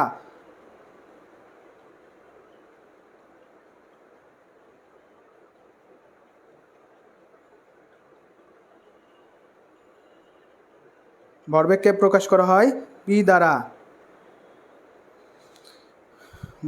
প্রকাশ করা হয়েছে পি দ্বারা।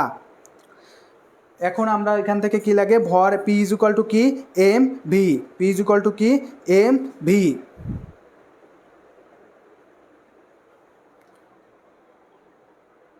পি ইজ ইকুয়াল টু কি হবে? M V. তাহলে এখানে এম ইজ ইকুয়াল টু কি? ভর আর বেগ দুইটার গুণফল, তার মানে এম ভি। এখানে কিছু না থাকা মানে হচ্ছে এই এম ভি আকারে থাকা মানে হচ্ছে কি, এখানে মাঝখানে একটা সুন্দর করে পয়েন্ট আকার আছে। পয়েন্ট মানে কি? ডট গুণ আছে। ডট মানে কি? গুণ, তাই তো, গুণকেই বলে কিন্তু ডট। সো সেটা আছে। তাহলে এম গুণ ভি। এখন আমরা এখান থেকে যদি আমি একক বের করতে যাই, তাহলে একক হবে কি? এম এর একক হবে আর ভির একক হবে। এম এর একক কি দেওয়া আছে? এম এর একক আমরা সবাই জানি কেজি। আর ভির একক কি জানি আমরা? Metre per second. তাহলে আলটিমেটলি একক হবে কেজি মিটার পার সেকেন্ড। আর ভরবেগের মাত্রা হবে হচ্ছে ভরের মাত্রা এবং বেগের মাত্রা। তো তো ভরের মাত্রা আমরা পাইছি কি বড় হাতের এম হয়, আর বেগের মাত্রা হয় কি এল পার টি, এবং এরা যেহেতু গুণ আকারে আছে সো হবে কি এম এল পার টি, এম এল পার টি বা M L T to the power -1, M L T to the power -1। তাহলে এখান থেকে প্রশ্ন যেটা আসে ভরবেগের মাত্রা নিচের কোনটি ভরবেগের মাত্রা, নিচের কোনটি ভরবেগের একক, নিচের কোনটি ভরবেগের মাত্রা, নিচের কোনটি ভরবেগের একক, এই প্রশ্নগুলো আসছে প্রথমত বেশি আসে এখান থেকে। আর হচ্ছে যে সূত্রটা দিতে পারে মাঝে মাঝে, কিন্তু ওইভাবে আমরি দেয় না, সো আমরা ওইগুলো না পড়লেও হবে। বাট এই দুইটা জিনিস কিন্তু খুবই গুরুত্বপূর্ণ, এইটা এবং এইটা, এই দুইটা কিন্তু ভালো করে সবাই একটু মনে রাখবা। আচ্ছা দেখো এই স্লাইডটা সবাই বুঝতে পারছো কিনা, আর তোমরা সবাই একটু বেশি বেশি করে শেয়ার করো যাতে অন্যরাও আর কি দেখতে পারে, এবং একটু কমেন্ট করে আমাকে অবশ্যই জানাবা যদি কোনো কিছু বুঝতে অসুবিধা হয়। যেমন রূপজাল হোসেন সে কিন্তু জানাইছে ভাই আরেকবার একটু বোঝান, আমি বোঝানোর চেষ্টা করছি। যাই হোক তোমরা একটু অবশ্যই জানাবা, যদি সমস্যা থাকে আমাকে অবশ্যই বলবা, আমি চেষ্টা করব। ওকে ভাই গ্রুপে শেয়ার করে দিছি, ওকে থ্যাংক ইউ। তো তাও দেখো যে এই জিনিসটা সবাই বুঝতে পারছো কিনা আমাকে কাইন্ডলি একটু জানাও, যদি বুঝতে পারো তাহলে একটু ডান লিখবা।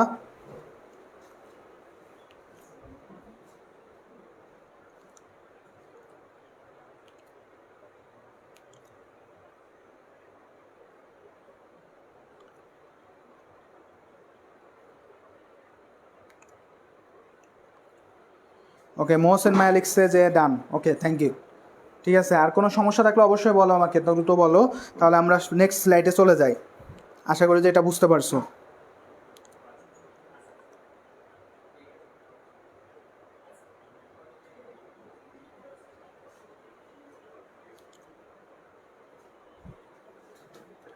ওকে আমরা যাই নেক্সট স্লাইডে চলে যাই, কি আছে দেখি, এখনও আমাদের অনেক কিছু বাকি, সো আমরা দেখি কি আছে নেক্সট। এবার আসে দ্বিতীয় সূত্র। তো দ্বিতীয় সূত্র থেকে আসলে আমরই মানে বলছি যে সূত্রগুলো থেকে আসলে এখন আর প্রশ্ন আমাদেরকে দেয় না, আমাদেরকে খুব ছোট ছোট কিছু জিনিস দেয় যেটা আমাদের আসলে জানতে হয়। তো যেটা আছে যে দ্বিতীয় সূত্রটা কি আছে নিউটনের, একটু দেখি।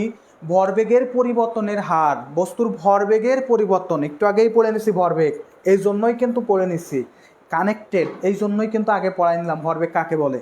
বস্তুর ভরবেগের পরিবর্তনের হার বস্তুর উপর প্রযুক্ত বলের সমানুপাতিক, এবং এই বল যেদিকে ক্রিয়া করে বস্তুর ভরবেগের পরিবর্তনও সেদিকে ঘটে। অর্থাৎ বস্তুর যে ভরবেগ, মনে করে একটা ফুটবল, তুমি যদি এই সোজা যদি লাথি দাও, মানে এই যে ফুটবলটাকে আমি যদি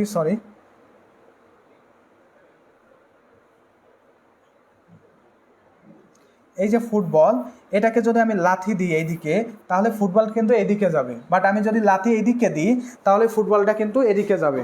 অর্থাৎ বস্তুকে যেদিকে আমি বল প্রয়োগ করব, বস্তুটাও কিন্তু সেদিকে যাবে। আমি যেদিকে বলটা প্রয়োগ করব বস্তুটাও কিন্তু সেদিকে যাবে। আমি যদি পিছনের দিকে দিই বলটা, তাহলে পিছে যাবে। কখনো কি দেখছো যে ফুটবল এদিকে দিলাম, বলটা ওইদিকে না যায় বলটা পিছে চলে গেল? এটা কিন্তু কখনো হয় না। আমি যেদিকে বল প্রয়োগ করি ঠিক সেই দিকেই কিন্তু বলটা যায়, আমি যেদিকে বল প্রয়োগ করব ঠিক সেদিকেই যাবে। তো ভরবেগের পরিবর্তনের হার বস্তুর উপর প্রযুক্ত বলের সমানুপাতিক, এবং এই বল যেদিকে ক্রিয়া করে বস্তুর ভরবেগের পরিবর্তনও সেদিকে ঘটে। আরেকটা জিনিস তোমাদেরকে একটু শিখাই, হার শব্দটা যদি কখনো পাও, ফিজিক্সে হার শব্দটা যদি কখনো আসে, অবশ্যই মনে রাখবা সেখানে একটা টি আছে, অর্থাৎ সময়যুক্ত। হার শব্দটা যদি আসে নিশ্চিত মনে রাখবা এর সাথে কি যুক্ত, টি যুক্ত। হার শব্দটা যদি আসে নিশ্চিত মনে রাখবা এর সাথে কি যুক্ত, টি যুক্ত, অর্থাৎ সব সময় টি থাকে। দেখি বস্তুর ভরবেগের পরিবর্তনটা কেমন হয়। যদি প্রথমে একটা আদি বস্তু যদি আমি ধরি, প্রথমে একটা বস্তু মনে করো এইটা, এই বস্তুটার আদি ভর হচ্ছে m1 এবং বেগ হচ্ছে কি v1, বেগ হচ্ছে কি v1।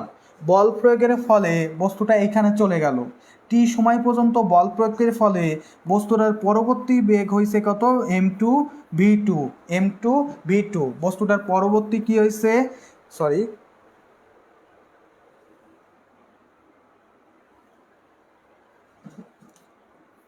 m1v2। তার কারণ হচ্ছে আমার m1 এর কিন্তু ভরের কিন্তু কোনো ধরনের চেঞ্জ হয় না, কোনো বস্তুর কিন্তু ভরের চেঞ্জ হয় না। তো আমি প্রথমে মনে করলাম এই বস্তুটার ভর হচ্ছে m1 এবং বেগ হচ্ছে v1 আছে। সাপোজ এটা আমি আরেকটু ভালো করে বুঝাই, এই বস্তুটার ভর সাপোজ ধরে নেওয়া হচ্ছে m, এবং এর বেগ আছে কি v1। এর বেগ আছে কি v1। এখন এই বস্তুটার উপর আমি যদি বল প্রয়োগ করি, t সেকেন্ড পর্যন্ত যদি আমি বল প্রয়োগ করি, তাহলে বস্তুটা এই জায়গায় চলে আসলো, এই জায়গায় চলে আসলো। বস্তুটার কিন্তু কোনো ধরনের ভরের কিন্তু কোনো চেঞ্জ হবে না। বস্তুটার ভর আগেও যা ছিল এখনও তাই থাকবে, কিন্তু বল প্রয়োগের ফলে বস্তুটার কিন্তু বেগের চেঞ্জ হয়ে যাবে। সেটা কত হবে v2। এখন সূত্র মতে কি বলছে, বস্তুর ভরবেগের পরিবর্তনের হার, তার মানে বস্তুর ভরবেগের পরিবর্তনের হার অর্থাৎ P2 মাইনাস P1 ভাগ হচ্ছে কি T। হার মানে কি বলছি, সময় দিয়ে ভাগ। বস্তুর ভরবেগের পরিবর্তনের হার এর উপর প্রযুক্ত বলের সমানুপাতিক, অর্থাৎ F সমানুপাতিক P2 মাইনাস P1 ভাগ হচ্ছে কি T। তার মানে F সমানুপাতিক P2 সমান সমান কি দেওয়া আছে, P2 সমান সমান আছে এইটা mv2 মাইনাস mv1। P1 সমান সমান কি হবে mv1, P2 সমান সমান হবে mv2 ভাগ হচ্ছে কি T হবে T।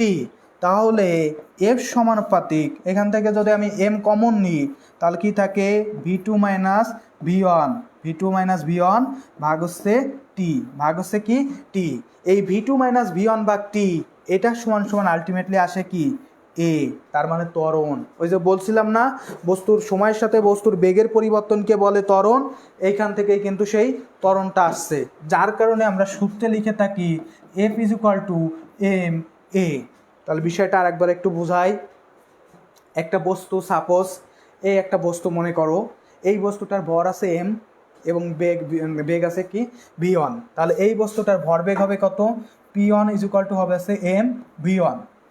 এখন এই বস্তুটার উপর আমি যে একটা বল দিলাম, t সময় পর্যন্ত বলটা ক্রিয়া করলাম, এই ক্রিয়া করার কারণে বস্তুটা এখানে চলে আসলো। এই জায়গায় আসার কারণে বস্তুটার ভরের কিন্তু কোনো চেঞ্জ হয়নি। বস্তুর ভর আগেও যা ছিল এখনও তাই আছে, শুধু চেঞ্জ হবে কি, মানে বেগটা চেঞ্জ হয়ে গেছে কি v2 হয়ে গেছে। তাহলে p2, এইখানে বস্তুর ভরবেগ হবে কত mv2। এখন আমাকে কি বলছে, বস্তুর ভরবেগের পরিবর্তনের হার, অর্থাৎ এইটা থেকে এইটা বিয়োগ P2 মাইনাস P1 ভাগ হচ্ছে কি T। P2 মাইনাস P1 ভাগ হচ্ছে কি T। তাহলে P2 মাইনাস P1 ভাগ হচ্ছে কি, এটা হচ্ছে কি বলের সমানুপাতিক, অর্থাৎ F সমানুপাতিক P2 মাইনাস P1 ভাগ হচ্ছে T। P2 সমান সমান দেওয়া আছে mv2 মাইনাস হচ্ছে P1 সমান সমান কি দেওয়া আছে mv1 ভাগ হচ্ছে কি T। এখান থেকে আমি m কমন নিলাম, তাহলে থাকে কি m into v2 minus v1 ভাগ হচ্ছে কি T। তো ভাগ যখন T হচ্ছে, এই v2 মাইনাস v1 ভাগ T = হচ্ছে a। তাই এইখান থেকে ফর্মুলাটা আলটিমেটলি আসছে কি F = ma। এত প্রমাণ তো ভাই দিবে না, জাস্ট সূত্রটা একটু তোমাদেরকে দেখাইলাম। আচ্ছা, সবাই বুঝতে পারছো কিনা আমাকে একটু জানাও, কাইন্ডলি একটু জানাও দ্রুত।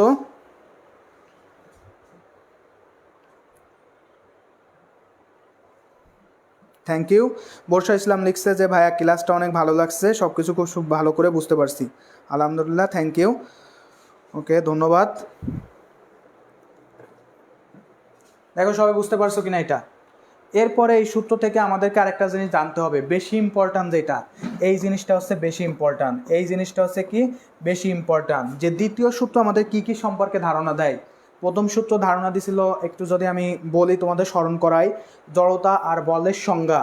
আর দ্বিতীয় সূত্র আমাদের ধারণা দেয় আছে বলের অভিমুখ, পরিমাণ, গুণগত বৈশিষ্ট্য, ত্বরণের সাথে বলের সম্পর্ক, একক বল, বলের একক, বলের নিরপেক্ষ নীতি, ভরবেগ সম্পর্কে জানতে পারি, অনেক কিছু সম্পর্কে জানতে পারি। বলের অভিমুখ কোন দিকে যাবে, পরিমাণ কেমন, কত পরিমাণে হবে, গুণগত বৈশিষ্ট্য কোন ধরনের বল, সংরক্ষণশীল অসংরক্ষণশীল, ত্বরণের সঙ্গে বলের সম্পর্ক, একক বল, বলের একক কী হবে, বলের নিরপেক্ষতার নীতি, ভরবেগ সম্পর্কে জানতে পারি, কত কি সম্পর্কে জানতে পারতেছি।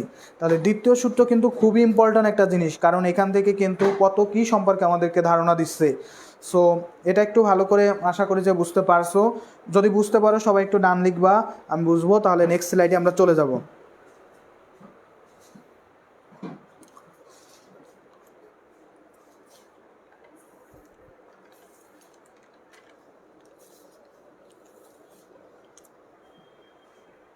ওকে, একটু জানাও, দ্রুত কমেন্ট করে জানাও সবাই।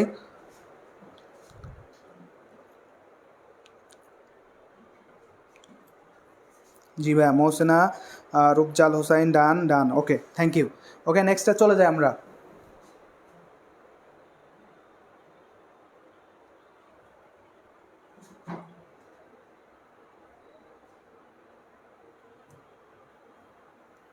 এবার আমাদের আসছে যে তৃতীয় সূত্রটা চলে আসছে। তো তৃতীয় সূত্রটা আসলে সূত্রটা আগে দিই। প্রত্যেক ক্রিয়ারই একটি সমান এবং বিপরীতমুখী প্রতিক্রিয়া আছে। প্রত্যেক ক্রিয়ারই একটা সমান এবং বিপরীতমুখী প্রতিক্রিয়া আছে। তুমি যদি দেওয়ালে একটা বল নিক্ষেপ করো, তো দেখবা দেয়াল থেকে বলটা কিন্তু তোমার দিকে ব্যাক করবে। তুমি দেয়ালে একটা বল নিক্ষেপ করলা, বলটা কিন্তু ঠিকই দেয়াল থেকে রিফ্লেক্সে তোমার দিকে চলে আসবে। অর্থাৎ প্রত্যেক ক্রিয়ারই কিন্তু একটা সমান এবং বিপরীতমুখী প্রতিক্রিয়া আছে। অর্থাৎ তুমি যতটা বল দিবা, তুমি যত জোরে বল নিক্ষেপ করবা দেয়ালে, দেয়াল কিন্তু ঠিক তোমার দিকে তত জোরে বলটাকে পাঠাই দিবে। এটাই হচ্ছে কি সম্ভবত ক্রিয়ারই একটি সমান এবং বিপরীতমুখী প্রতিক্রিয়া আছে। বিষয়টা হচ্ছে অনেকটা এরকম, মনে করো তুমি একটা মেয়েকে ছ্যাঁকা দিছো বা কষ্ট দিছো, কোনো একটা ছেলে মনে করো মেয়েকে দিছে বা মেয়ে হয়তো ছেলেকে দিছে। একটা জিনিস মনে রাখবা, তুমি যতটা কষ্ট তাকে দিবা ঠিক অনুরূপভাবে তুমি কিন্তু কষ্ট পাবা। তার মানে ছ্যাঁকা কাউকে দিবা না, অবশ্যই সবাইকে ছ্যাঁকা দেওয়া যাবে না। তুমি ছ্যাঁকা দিলে উল্টা তুমি কিন্তু ছ্যাঁকা খাইবা। তো বিষয়টা হচ্ছে এরকমই যে প্রত্যেক ক্রিয়ারই একটি সমান এবং বিপরীতমুখী প্রতিক্রিয়া আছে। অর্থাৎ কোনো বস্তুর উপর যদি আমি এফ বল প্রয়োগ করি, সেটা কিন্তু রিটার্নস হিসেবে আমার দিকেও একটা বল প্রয়োগ করবে। তো সূত্রটাকে প্রকাশ করা হয়, যেহেতু রিটার্নস দিচ্ছে, বিপরীতভাবে দিচ্ছে, এই জন্য মাইনাস সিম্বলটা ইউজ করা হয়েছে, মাইনাস আর লেখা হয়েছে এই জন্য।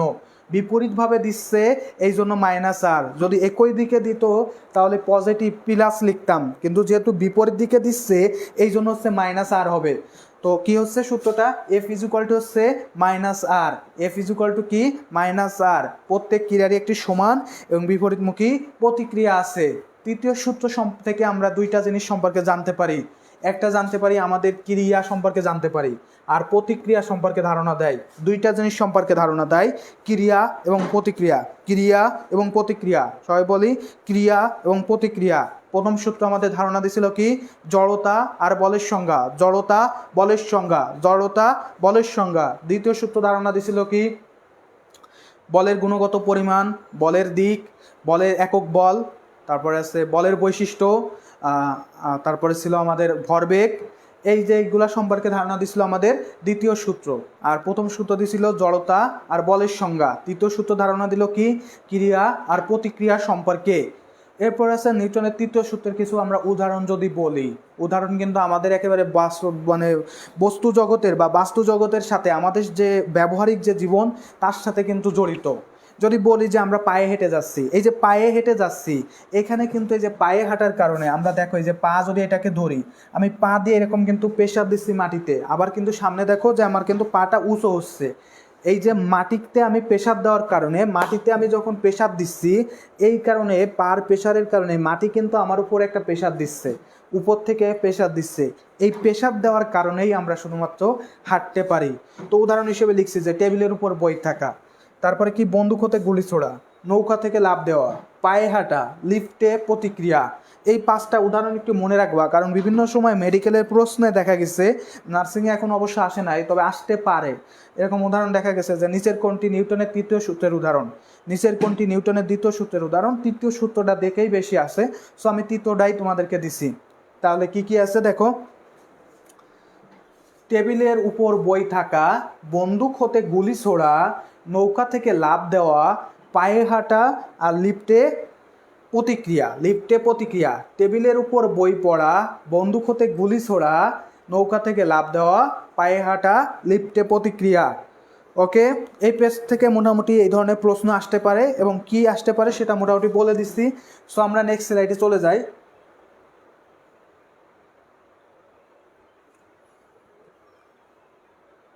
খুবই গুরুত্বপূর্ণ জিনিস। এত সময় তো ভাই বল টল অনেক কিছু পড়াইছেন, এখন একটু যাই বলের একটু প্রকারভেদের মধ্যে যাই। তো বলকে বেসিক্যালি আছে দুই ভাগে ভাগ করা হয়ে থাকে। তো আসলে অনেকগুলো ভাগই আছে, যেমন এই বলকে এইদিকে একদিকে, যেমন আমি মানে এখানে যে অনুযায়ী ভাগ করছি, বলকে মূলত আছে দুই ভাগে ভাগ করা হয়ে থাকে। একটা আছে মৌলিক বল আর একটা আছে যৌগিক বল। মৌলিক বল মানে হচ্ছে যারা ইউনিক, যারা অন্য কোনো বল থেকে সৃষ্টি হয় না, যারা নিজেরাই একটা পাওয়ার, সেটা হচ্ছে কি মৌলিক বল। আর একটা আছে যৌগিক বল। এই মৌলিক বল থেকে যে বলের সৃষ্টি হয় সেটা হচ্ছে যৌগিক বল। মৌলিক বল থেকে যে বলের সৃষ্টি হয় সেটা হচ্ছে যৌগিক বল। তোমরা একটু বেশি বেশি করে কমেন্ট করো, একটু শেয়ার করো, সবাই যাতে দেখতে পারে ক্লাসটা। তাহলে মৌলিক বল থেকেই কিন্তু যৌগিক বলের সৃষ্টি হয়। মৌলিক বল কি? যে বল অন্য কোনো বল থেকে সৃষ্টি হয় না, নিজেই হচ্ছে একটা বল এবং ইউনিক, সেটা হচ্ছে মৌলিক। আর যৌগিক কি? মৌলিক বল থেকে যে বলের সৃষ্টি হয় সেটা হচ্ছে যৌগিক। তো আসলে বলকে অনেক ভাগেই ভাগ করা যেতে পারে, যেমন এইখানে মৌলিক বল যৌগিক বলে আমরা ভাগ করছি, আবার কিন্তু আরেক ভাগে ভাগ করা যেতে পারে। একটা হচ্ছে সংরক্ষণশীল আর অসংরক্ষণশীল, এই দুই ভাগেও কিন্তু ভাগ করা যাইতে পারে।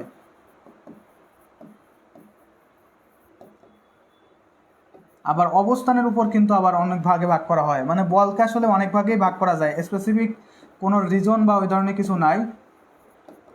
অসংরক্ষণশীল। আবার স্পর্শের উপর, দুইটা বস্তুর স্পর্শ থাকুক বা না থাকুকের উপর ভিত্তি করে এই বলকে আবার কিন্তু দুই ভাগে ভাগ করা হয়। কি কি আছে একটু দেখো। স্পর্শ বল হতে পারে আর অস্পর্শ বল, এই দুই ভাগে ভাগ করা হয়। তাহলে বলকে মূলত আমরা তিনটা ভাগ দেখালাম। একটা হচ্ছে বল হচ্ছে দুই প্রকার, মৌলিক আর যৌগিক। পরবর্তীতে বল আছে দুইটা বস্তুর ক্রিয়া ছাড়া কিন্তু কখনো বল ক্রিয়া করে না। আমি যদি ফুটবলে শট না দিই তাহলে কিন্তু বল ক্রিয়া করবে না। আমি যদি সাইকেলে পা না দিই তাহলে কিন্তু বল ক্রিয়া করবে না। মাটির উপর দিয়ে যদি আমি না হাঁটি বল কিন্তু প্রয়োগ হবে না। তার মানে বল ক্রিয়া হয় কিন্তু দুইটা বস্তু লাগে। বল ক্রিয়া হতে কয়টা বস্তু লাগে?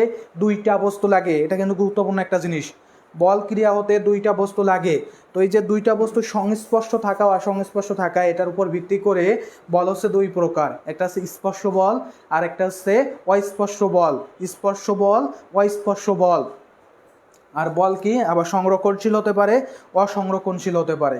বল আবার সংরক্ষণশীল হতে পারে, অসংরক্ষণশীল হতে পারে। এখন আমরা একটু উদাহরণগুলো দেখি। মৌলিক বলের উদাহরণ এখানে দেওয়া আছে, দেখো। মহাকর্ষ বল, তড়িৎচৌম্বক বল, সবল নিউক্লিয় বল, দুর্বল নিউক্লিয় বল। এই চারটা বল হচ্ছে মৌলিক বল। মহাকর্ষ বল, তড়িৎচৌম্বক বল, সবল নিউক্লিয় বল, দুর্বল নিউক্লিয় বল। মহাকর্ষ বল, তড়িৎচৌম্বক বল, সবল নিউক্লিয় বল, দুর্বল নিউক্লিয় বল।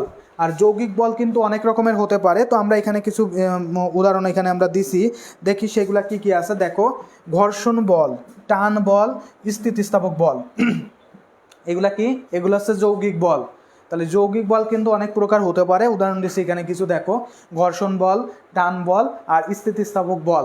ঘর্ষণ বল, টান বল আর স্থিতিস্থাপক বল। তাহলে যৌগিক বল অনেক প্রকার হতে পারে। উদাহরণ হিসেবে দিলাম কি? ঘর্ষণ বল, টান বল আর স্থিতিস্থাপক বল। এখন এখান থেকে আরেকটা জিনিস মনে রাখবা, এই যে চারটা বল আছে না, এই চারটা বলের জন্য কোনো সংস্পর্শ লাগে না। তাই এই চারটা বলকে আবার কিন্তু বলা হয়ে থাকে স্পর্শ বল। এই চারটা বলকে আবার বলা হয়ে থাকে স্পর্শ বল। আর এই তিনটা বল, এই যে তিনটা বল দেখছো, এই তিনটা বলকে কিন্তু বলা হয়ে থাকে অস্পর্শ বল। তাহলে কি? মৌলিক বল একদিকে, মৌলিক বল একদিকে কিন্তু আবার স্পর্শ বল। কারণ এই চারটা বলের জন্য দুইটা বস্তু সংস্পর্শ লাগে না। এই মহাবিশ্বের যে কোনো দুইটা বস্তুর মধ্যে যে আকর্ষণ বল, সেটা হচ্ছে মহাকর্ষ বল। আমার সাথে তোমাদের কিন্তু একটা আকর্ষণ বল কাজ করতেছে, আমার সাথে বৃহস্পতি গ্রহের একটা আকর্ষণ বল কাজ করতেছে। আমরা কি কাছাকাছি? আমরা কেউই কাছাকাছি না, বাট একটা বল কাজ করতেছে। এই যে বলটা কাজ করতেছে, এই কাজ করার জন্য এটাকে কি বলা হচ্ছে? মহাকর্ষ বল বলা হচ্ছে। তাড়িৎচৌম্বক বলের ক্ষেত্রে যেমন যে ইলেকট্রন এবং পরমাণু গঠন, যে ইলেকট্রন আর প্রোটনের মধ্যে যে বল কাজ করে, সেটা হচ্ছে তাড়িৎচৌম্বক বল আধানের ভিতর। সবল নিউক্লিয় কি? সবল নিউক্লিয় আছে অনেকটা, নিউটন আর আছে প্রোটনের ভিতর যে বল কাজ করে। দুর্বল নিউক্লিয় তেমন। সো এগুলা কিন্তু পরস্পরে একেবারে কাছাকাছি থাকে না, বাট এদের মধ্যে ডিস্টেন্স থাকলেও এদের মধ্যে বলটা কাজ করতেছে, তাই এটাকে বলা হয় স্পর্শ বল। বাট ঘর্ষণ বল, টান বল বা স্থিতিস্থাপক বল, কোনো কিছু টানতে গেলে কিন্তু কাছাকাছি আসা লাগে। আমার হাত যাবে, যে টান দিবে। এই যে মনে করো সাপোজ আমি টান দিচ্ছি, তার মানে আমার হাত দিয়ে যে টান দিচ্ছি এটা একটা মাধ্যম, আবার যাকে টান দিচ্ছি সেটা একটা মাধ্যম। এটা হচ্ছে কী হবে? টান বল। ঘর্ষণ বল হচ্ছে রাস্তাতে যাইতে গেলে রাস্তা গাড়ির চাকাও লাগবে, আবার রাস্তাও লাগবে, দুইটা তার পরস্পরে কিন্তু সংস্পর্শ লাগবে। ঘর্ষণ বল, স্থিতিস্থাপক বল, এগুলা কি হবে? অস্পর্শ বল না, এগুলো হবে হচ্ছে স্পর্শ বল। আর এই চারটা হবে হচ্ছে কি? অস্পর্শ বল। সরি, একটু ভুল বলছিলাম। এই চারটা হচ্ছে অস্পর্শ, মানে স্পর্শ লাগে না। আর এই তিনটা হচ্ছে কি? স্পর্শ। এই তিনটা হচ্ছে স্পর্শ আর এই চারটা হচ্ছে অস্পর্শ। আরেকটা জিনিস সেখান থেকে মনে রাখবা, এই চারটা বলকে আবার কিন্তু সংরক্ষণশীল বলা হয়ে থাকে। এই চারটাকে কি বলা হয়ে থাকে? সংরক্ষণশীল বল।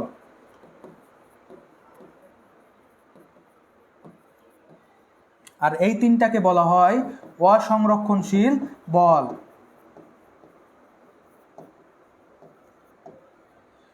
প্রশ্ন কিন্তু এই বছর আসছে, নিচের কোনটি অসংরক্ষণশীল বল?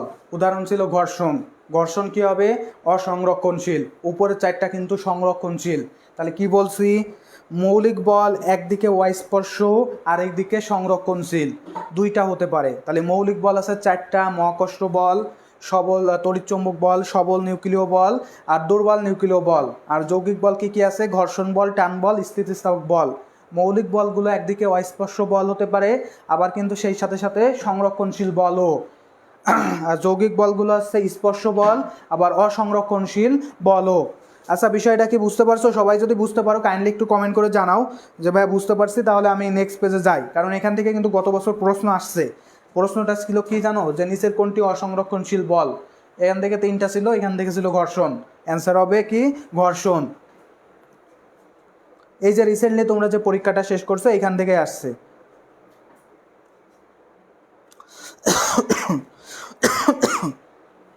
একটু কমেন্ট করে জানাও, যদি শেষ হয়ে থাকে তাহলে ডান লিখবো অবশ্যই, তাহলে আমি বুঝে যাব।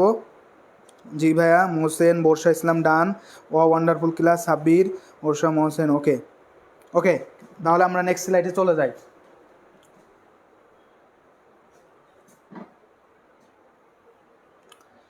এবার আমরা যে চারটা মৌলিক বল পড়লাম, এদের মধ্যে একটু তুলনামূলক আলোচনা তো অবশ্যই করা লাগে, না করলে তো আসলে হয়ে ওঠে না। অবশ্যই করা লাগবে, কারণ এখান থেকে প্রশ্ন আসে। প্রশ্ন যেখান থেকে আসবে সেখানে আলোচনা ছাড়া কিছু হতে পারে?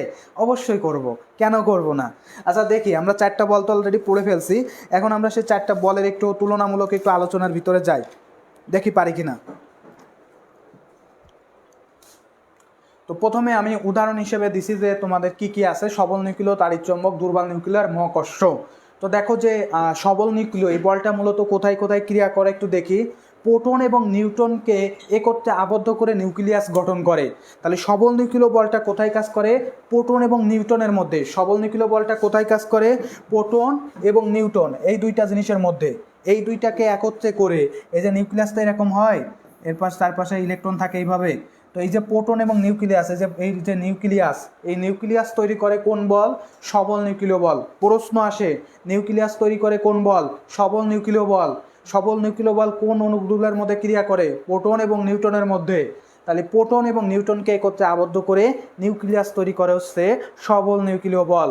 তারপর আছে তাড়িৎচুম্বক বল।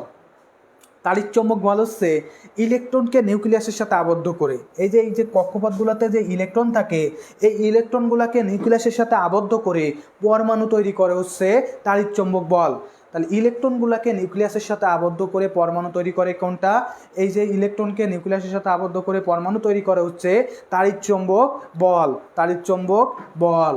আর দুর্বল নিউক্লিয় বল হচ্ছে গ্যামজাম সৃষ্টি করে, মারামারি সৃষ্টি করে, কোরেল সৃষ্টি করে। এই কাজটা করে হচ্ছে কি? দুর্বল নিউক্লিয় বল। এই দুর্বল নিউক্লিয় বল বেশ একটা ভালো না। এটা হচ্ছে কি? নিউক্লিয়াসকে ভাঙ্গার জন্য ব্যস্ত, নিউক্লিয় বিটা ক্ষয়ের জন্য দায়ী। অর্থাৎ এই যে প্রোটন আর নিউট্রন খুব সুন্দর একটা সংসার তৈরি করছে, এই সংসার সে থাকতে দিতে চায় না। সে বলে কি, তোদের মধ্যে মারামারি বাঁধাবো। বাধায় ওই যে পাশের বাসার কাকিমার মতো আইসা বাধাই দিয়ে একেবারে কেটে পড়ে। যার কারণে নিউক্লিয় বিটা ক্ষয়ের জন্য দায়ী কোন বল? দুর্বল নিউক্লিয় বল। আর মহাকর্ষ বল হচ্ছে কি? মহাবিশ্বের সব কণাগুলোকে একত্রে আবদ্ধ করে এই পৃথিবী গঠন করছে, নক্ষত্রগুলোকে সূর্যের মতো নক্ষত্র করছে, গ্যালাক্সি করছে, নক্ষত্রপুঞ্জ গঠন করে কোন বল? মহাকর্ষ বল। তাহলে এই চারটা বলের যে উদাহরণ বা কোন কাজ করে, কি করে, সেটা বুঝতে পারলাম। এখন কোন কণার উপর কাজ করে একটু দেখি। প্রভাবিত কণা। সবল নিউক্লিয় বল কাজ করে প্রোটন এবং নিউট্রনের উপর। কিসের উপর কাজ করে? প্রোটন এবং নিউট্রনের উপর। তাড়িৎচুম্বক বল কাজ করে আধানযুক্ত কণার উপর। দুর্বল নিউক্লিয় বল কাজ করে লেপটন কণার উপর। লেপটন নামক একটা কণা আছে, সেই কণার উপর কাজ করে কি? দুর্বল নিউক্লিয় বল। আর মহাকর্ষ বল আছে একটা পদার্থের সমস্ত কণা, পৃথিবীতে যত কণা আছে, ইলেকট্রন, প্রোটন, নিউট্রন দিয়ে লেপটন, মিউন, পাইন যা আছে সব কিছুর উপর কাজ করে কি? মহাকর্ষ বল।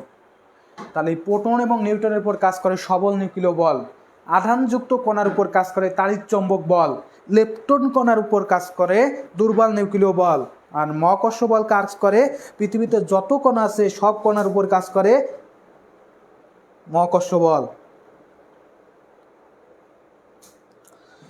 তো যাই হোক, আমরা এটা বুঝতে পারলাম। এখন আমাদের একটু আপেক্ষিক সবলতা লাগবে। তো আপেক্ষিক সবলতা আসলে এক একটা সাপেক্ষে তুলনা করা হয়। আমার সাপেক্ষে ও কতটা ভালো, আমার সাপেক্ষে ও কতটা ভালো, এই তুলনায় হচ্ছে কি আপেক্ষিক সবলতা। আমার সাপেক্ষে ও কতটা পাওয়ারফুল, দ্বিগুণ না তিনগুণ, এটা হচ্ছে কি আপেক্ষিক সবলতা। তো আপেক্ষিক সবলতায় কিন্তু একটা জিনিসকে সবসময় হচ্ছে দুরূপক ধরে নিতে হয়, সবল নিউক্লিয় বলের সাপেক্ষে। সবল নিউক্লিয় বলের সাপেক্ষে, সবল নিউক্লিয় বলকে যখন আমি তুলনা করতেছি এর সাপেক্ষে, তখন সবল নিউক্লিয় বলটা হবে হচ্ছে 1। সবল নিউক্লিয় বলের মানটা হবে কত?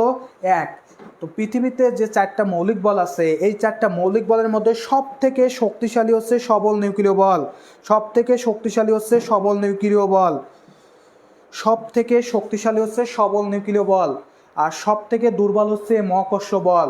এই ক্রমটা আমি একটু পরেই দেখাই দিচ্ছি, যে ক্রমটা লাগবে, যে সবচাইতে শক্তিশালী কোনটা, সব থেকে দুর্বল কোনটা, এই দুইটা অবশ্যই একটু লাগবে, অবশ্যই ক্রমটা একটু দরকার আছে। তো আমরা একটু পরেই দেখবো ওটা, বা তার আগে আমরা একটু দেখে নিই যে সবল নিউক্লিয় বলটাকে 1 ধরতে হবে। যখন আমি এটার সাপেক্ষে তুলনা করব, তার মানে আমি 1 এর সাপেক্ষে তাড়িৎচুম্বক বল হচ্ছে 10⁻²। অর্থাৎ তাড়িৎচুম্বক বল কিন্তু সবল নিউক্লিয় বলের থেকে কম শক্তিশালী। দুর্বল নিউক্লিয় বল কত? 10⁻11। আর মহাকর্ষ বলটা কত?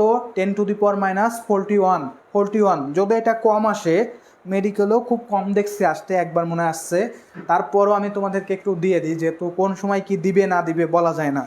তারপরে আছে যে আপেক্ষিক সবলতা। আমরা এতক্ষণ করছিলাম সবল নিউক্লিয় বল, এখন করতেছি মহাকর্ষ বলের সাপেক্ষে। তো যখন মহাকর্ষ বলের সাপেক্ষে যাচ্ছি, তখন মহাকর্ষ বলের মানটাকে কত ধরে নিতে হবে? এটাকে ধরে নিতে হবে হচ্ছে 1। এটাকে কি ধরতে হবে? 1 ধরতে হবে। এর সাপেক্ষে আমি বাকিগুলা তুলনা করব। তাহলে আমি প্রথমে বলছিলাম যে সবল নিউক্লিয় বল সব থেকে শক্তিশালী, সব থেকে দুর্বল হচ্ছে মহাকর্ষ বল। তো দুর্বলটার সাপেক্ষে যদি অন্যগুলা তুলনা করতে যাই, তার মানে অন্যগুলা কিন্তু পজিটিভলি চলে আসে। এটা কত আছে? 10⁻41। তাড়িৎচুম্বক বল 10⁻39। আর দুর্বল নিউক্লিয় বল আছে 10⁻30। তো এই তুলনাটা খুব বেশি একটা আসে না, তোমরা জাস্ট একটু ভালো করে মনে রাখো, যদি আসে, মানে খুব বেশি একটা আসে না, 2-একবার পড়ে রাখো, যদি কখনো দেয় যাতে পারো। দেন আমরা যাবো হচ্ছে বাহক কণা।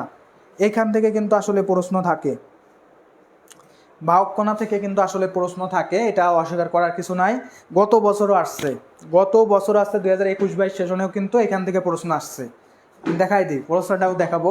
তো বাহক কণা, এই যে বলগুলো ক্রিয়া করে, এই ক্রিয়া করে কিন্তু মূলত কিছু কণার কারণে। যে কণাটা আসলে কাজ করে, সেই কাজ করার উপর ডিপেন্ড করে কণাগুলোকে মূলত ভাগ করা হয়। তো কি কি আছে বাহক কণা? সবল নিউক্লিয় বল কাজ করে মূলত 2টা কণা দিয়ে হয়ে থাকে, মূলত একই কণা বাট 2টা নাম, গ্লুয়ন এবং মেসন। এই 2টা কণা আছে কিসের কারণের জন্য দায়ী? সবল নিউক্লিয় বলের জন্য দায়ী। গ্লুয়ন আর আছে মেসন। গ্লুয়ন আর মেসন হচ্ছে সবল নিউক্লিয় বলের জন্য দায়ী। ফোটন, এটা কোন কণা? এই বাহক কণাটা কার? তাড়িৎচুম্বক বলের। ফোটন হচ্ছে তাড়িৎচুম্বক বলের। WOZ বোসন, এটা হচ্ছে কি দুর্বল নিউক্লিয় বলের। আর গ্র্যাভিটন, এটা হচ্ছে মহাকর্ষ বলের। তাহলে কি বললাম, বাহক কণা কোনগুলো আছে? গ্লুয়ন আর মেসন, এটা হচ্ছে সবল নিউক্লিয় বলের। তাড়িৎচুম্বক বলের কোনটা? ফোটন। WOZ বোসন হচ্ছে দুর্বল নিউক্লিয় বলের। আর গ্র্যাভিটন হচ্ছে মহাকর্ষ বলের। এবার বলি গত বছর কোন প্রশ্নটা আসছিল। গত বছর প্রশ্ন দিছিল যে তাড়িৎচুম্বক বলের বাহক কণা নিচের কোনটি? তাড়িৎচুম্বক বলের বাহক কণা নিচের কোনটি? এই যে ফোটন, এই ফোটন হচ্ছে তাড়িৎচুম্বক বলের বাহক কণা। এই ফোটনই হচ্ছে তাড়িৎচুম্বক বলের বাহক কণা। গত বছর কিন্তু এটা দিছিল। সো এটা থেকে কিন্তু প্রতি বছর প্রশ্ন থাকে। দেখো এতক্ষণ আমি কিন্তু খুব বেশি পড়াই নাই, মাত্র 7টা স্লাইড পড়াইছি, যার মধ্যে থেকে 2টা প্রশ্ন কিন্তু অলরেডি চলে আসছে। এখন আমরা যদি তোমাদের এই পেজটা হয়, সবাই একটু ডান লিখো, তাহলে আমরা নেক্সট পেজে যাই, নেক্সট স্লাইডে যাই। সুরভি লিখছে আসসালামু আলাইকুম ভাইয়া, শুভকামনা এবং ভালোবাসা সবার জন্য। Okay, thank you. নার্সিস physics care home, thank you, অসাধারণ ধন্যবাদ স্যারকে। ওকে, আমরা নেক্সট স্লাইডে চলে যাই। তো এই বিষয়গুলো থেকে কিন্তু যে প্রশ্নটা আসে আমি কিন্তু বলে দিলাম।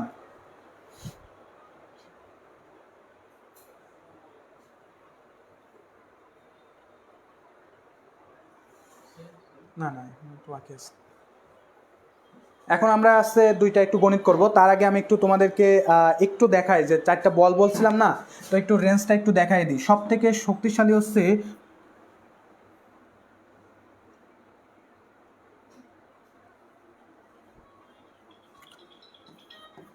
সবল নিউক্লিয় হচ্ছে সব থেকে শক্তিশালী।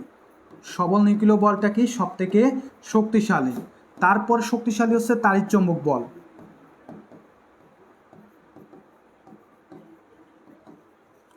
তারপরে শক্তিশালী হচ্ছে দুর্বল নিউক্লিয় বল।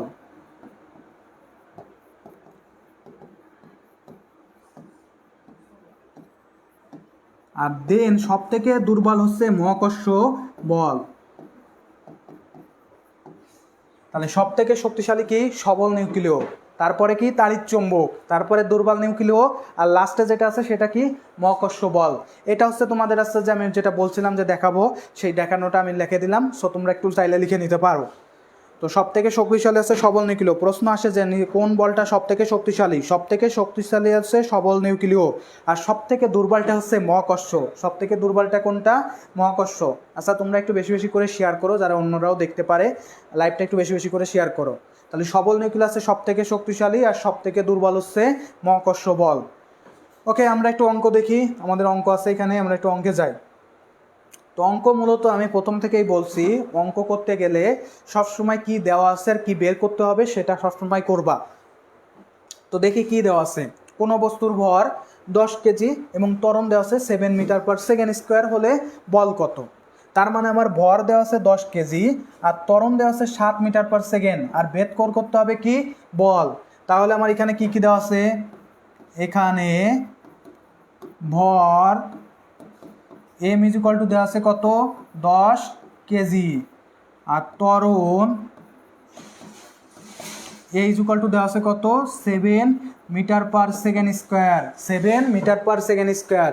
আর বের করতে হবে কি বল, F is equal to what, এটা আমাকে বের করতে হবে। তো আমরা মোটামুটি সবাই জানি যে বল এফকে প্রকাশ করা হয় কি দিয়ে, মানে সূত্রটা কি এম এ। এম এ, এখানে আমার এম এর মানটা দেওয়া আছে কত? দেওয়া আছে 10 কেজি, আর এর মানটা দেওয়া আছে কত? 7। তাহলে আলটিমেটলি গুণ করলে আসে কত? 70 KG metre per second square. অর্থাৎ এইটাকে আমরা কি লিখে থাকি? নিউটন লিখে থাকি, 70 নিউটন। তাহলে বলটা হবে কত? 70 নিউটন। আচ্ছা দেখো তো সবাই পারছো কিনা এটা, সবাই অঙ্কটা বুঝছো কিনা একটু জানাও kindly. Rupa Tailor 70, Rupjal Hussain done, Mohsen Barsha, okay thank you. Okay 70 newton হবে। তাহলে কিভাবে বললাম, আমি প্রথমে বলছি ফিজিক্সে কিছু করতে গেলে সবসময় কি দেওয়া আছে আর কোনটা বের করতে হবে এইগুলা একটু লিখবা। তারপরে হচ্ছে কি হবে যে তাদের ভিতর সম্পর্ক স্থাপনকারী সূত্রটা লিখবা। তো দেওয়া আছে কি ভর দেওয়া আছে M is equal to 10 kg, ত্বরণ a is equal to 7 metre per second square, আর বল F is equal to what? F is equal to আমরা পড়ছি কি এম এ। তাহলে 10 গুণ 7 70 KG metre per second square, এটা সমান সমান আলটিমেটলি আমরা লিখি কি নিউটন। তাহলে কি হবে? 70 নিউটন হবে। এই অঙ্কটা যদি বুঝতে পারো তাহলে আমরা নেক্সট আর একটা অঙ্ক আছে, ওই অঙ্কটায় আমরা একটু যাই। সুরভি আছে, ওকে আমরা আরেকটা অঙ্ক আছে, আমরা একটু সেখানে যাই। চলে আসছে। কোনো বস্তুর উপর প্রযুক্ত বল 160 নিউটন, আর ত্বরণ যদি 8 মিটার পার সেকেন্ড স্কোয়ার হলে বস্তুটির ভর কত? এটা তোমাদের কাজ থাকবে। এটা হচ্ছে কি তোমাদের কাজ, এটা তোমাদের কাজ। যদিও আমি এখন করতেছি, বাট তোমরা কিন্তু এটা প্র্যাকটিস করবে এই ধরনের কিছু অঙ্ক, কারণ এই অঙ্কগুলাই আসে, এর থেকে কঠিন কিছু দিবে না রে ভাই, দরকার নাই রে। তো যাও, কোনো বস্তুর উপর প্রযুক্ত বল আছে 160 নিউটন, তার মানে কি দেওয়া আছে? বল দেওয়া আছে 160 নিউটন, আর ত্বরণ দেওয়া আছে কত? 8 মিটার পার সেকেন্ড স্কোয়ার। বস্তুটার ভর বের করতে হবে। কি বের করতে হবে? ভর। তাহলে বল এফ ইজ ইকুয়াল টু দেওয়া আছে 160 নিউটন। এরপরে কি দেওয়া আছে? ত্বরণ এ ইজ ইকুয়াল টু দেওয়া আছে 8 মিটার পার সেকেন্ড স্কোয়ার। বের করতে হবে কি ভর, M is equal to hot. আমরা জানি এফ ইজ ইকুয়াল টু কি এম এ। এখন আমাকে বের করতে বলছে কি, এই এম বের করতে বলছে, তাহলে এমটাকে আমাকে আলাদা করতে হবে, এম এর সাথে অন্য কিছু রাখা যাবে না। তাহলে এম ইজ ইকুয়াল টু কী হবে, এফ ভাগ এ, এফ ভাগ এ, এটা হবে হচ্ছে M is equal to, and F এর মান তো অলরেডি আমরা পেয়ে গেছি 160, আর এর মান কত পাইছি 8, কাটাকাটি যদি আমরা করি তাহলে আসে কত 20, আর ভরের এম ইজ ইকুয়াল টু কী হবে 20, আর ভরের একক কি কেজি, তাহলে এটার উত্তর হবে হচ্ছে 20 কেজি, এটার উত্তর হবে কি 20 কেজি। সুরভি লিখছে ওকে, শরীফ আসছে যে শিরায় শিরায় রক্ত, গাজী ভাইয়ের ভক্ত, আচ্ছা গাজী ভাইয়ের ভক্ত ফুল আসছে, যাক থ্যাংক ইউ আসার জন্য। তো যাও, কোনো বস্তুর উপর প্রযুক্ত বল আসছে 160 নিউটন এবং ত্বরণ যদি 8 মিটার পার সেকেন্ড স্কোয়ার হলে বস্তুটির ভর কত, আমরা সুন্দর করে ফেলছি। এই ম্যাথটা আসতে পারে, এর চাইতে ভাই কোটিং কিছু আসবে না। ওই যে টাউ ফাও আছে, টাও আছে না, টাউ ওগুলো লাগবে না রে ভাই, জড়তার ভ্রামক এসব লাগবে না, এগুলো আসে না, চক্রগতি ব্যাসার্ধ দরকার নাই, এগুলা থেকে এখনও আসে না। আমরা এইগুলা একটু ভালো করে শিখি না, এইগুলা থেকেই তো ম্যাথ আসে। এরপরে ভাই অমুক আসে তমুক আসে, ভাই এত দরকার নাই, এসব থেকে কি প্রশ্ন দেওয়ার মতো জায়গা এই মেডিকেল বা নার্সিং এগুলা কি ওই জায়গায় জায়গা? এটা আছে ভার্সিটিতে দিবে, ভার্সিটি প্রিপারেশন যখন নিব তখন অনেকভাবে ডিটেলসে পড়ানো হবে। তো যাই হোক, আমরা এই অঙ্কটা বুঝলে আমরা নেক্সটে চলে যাই।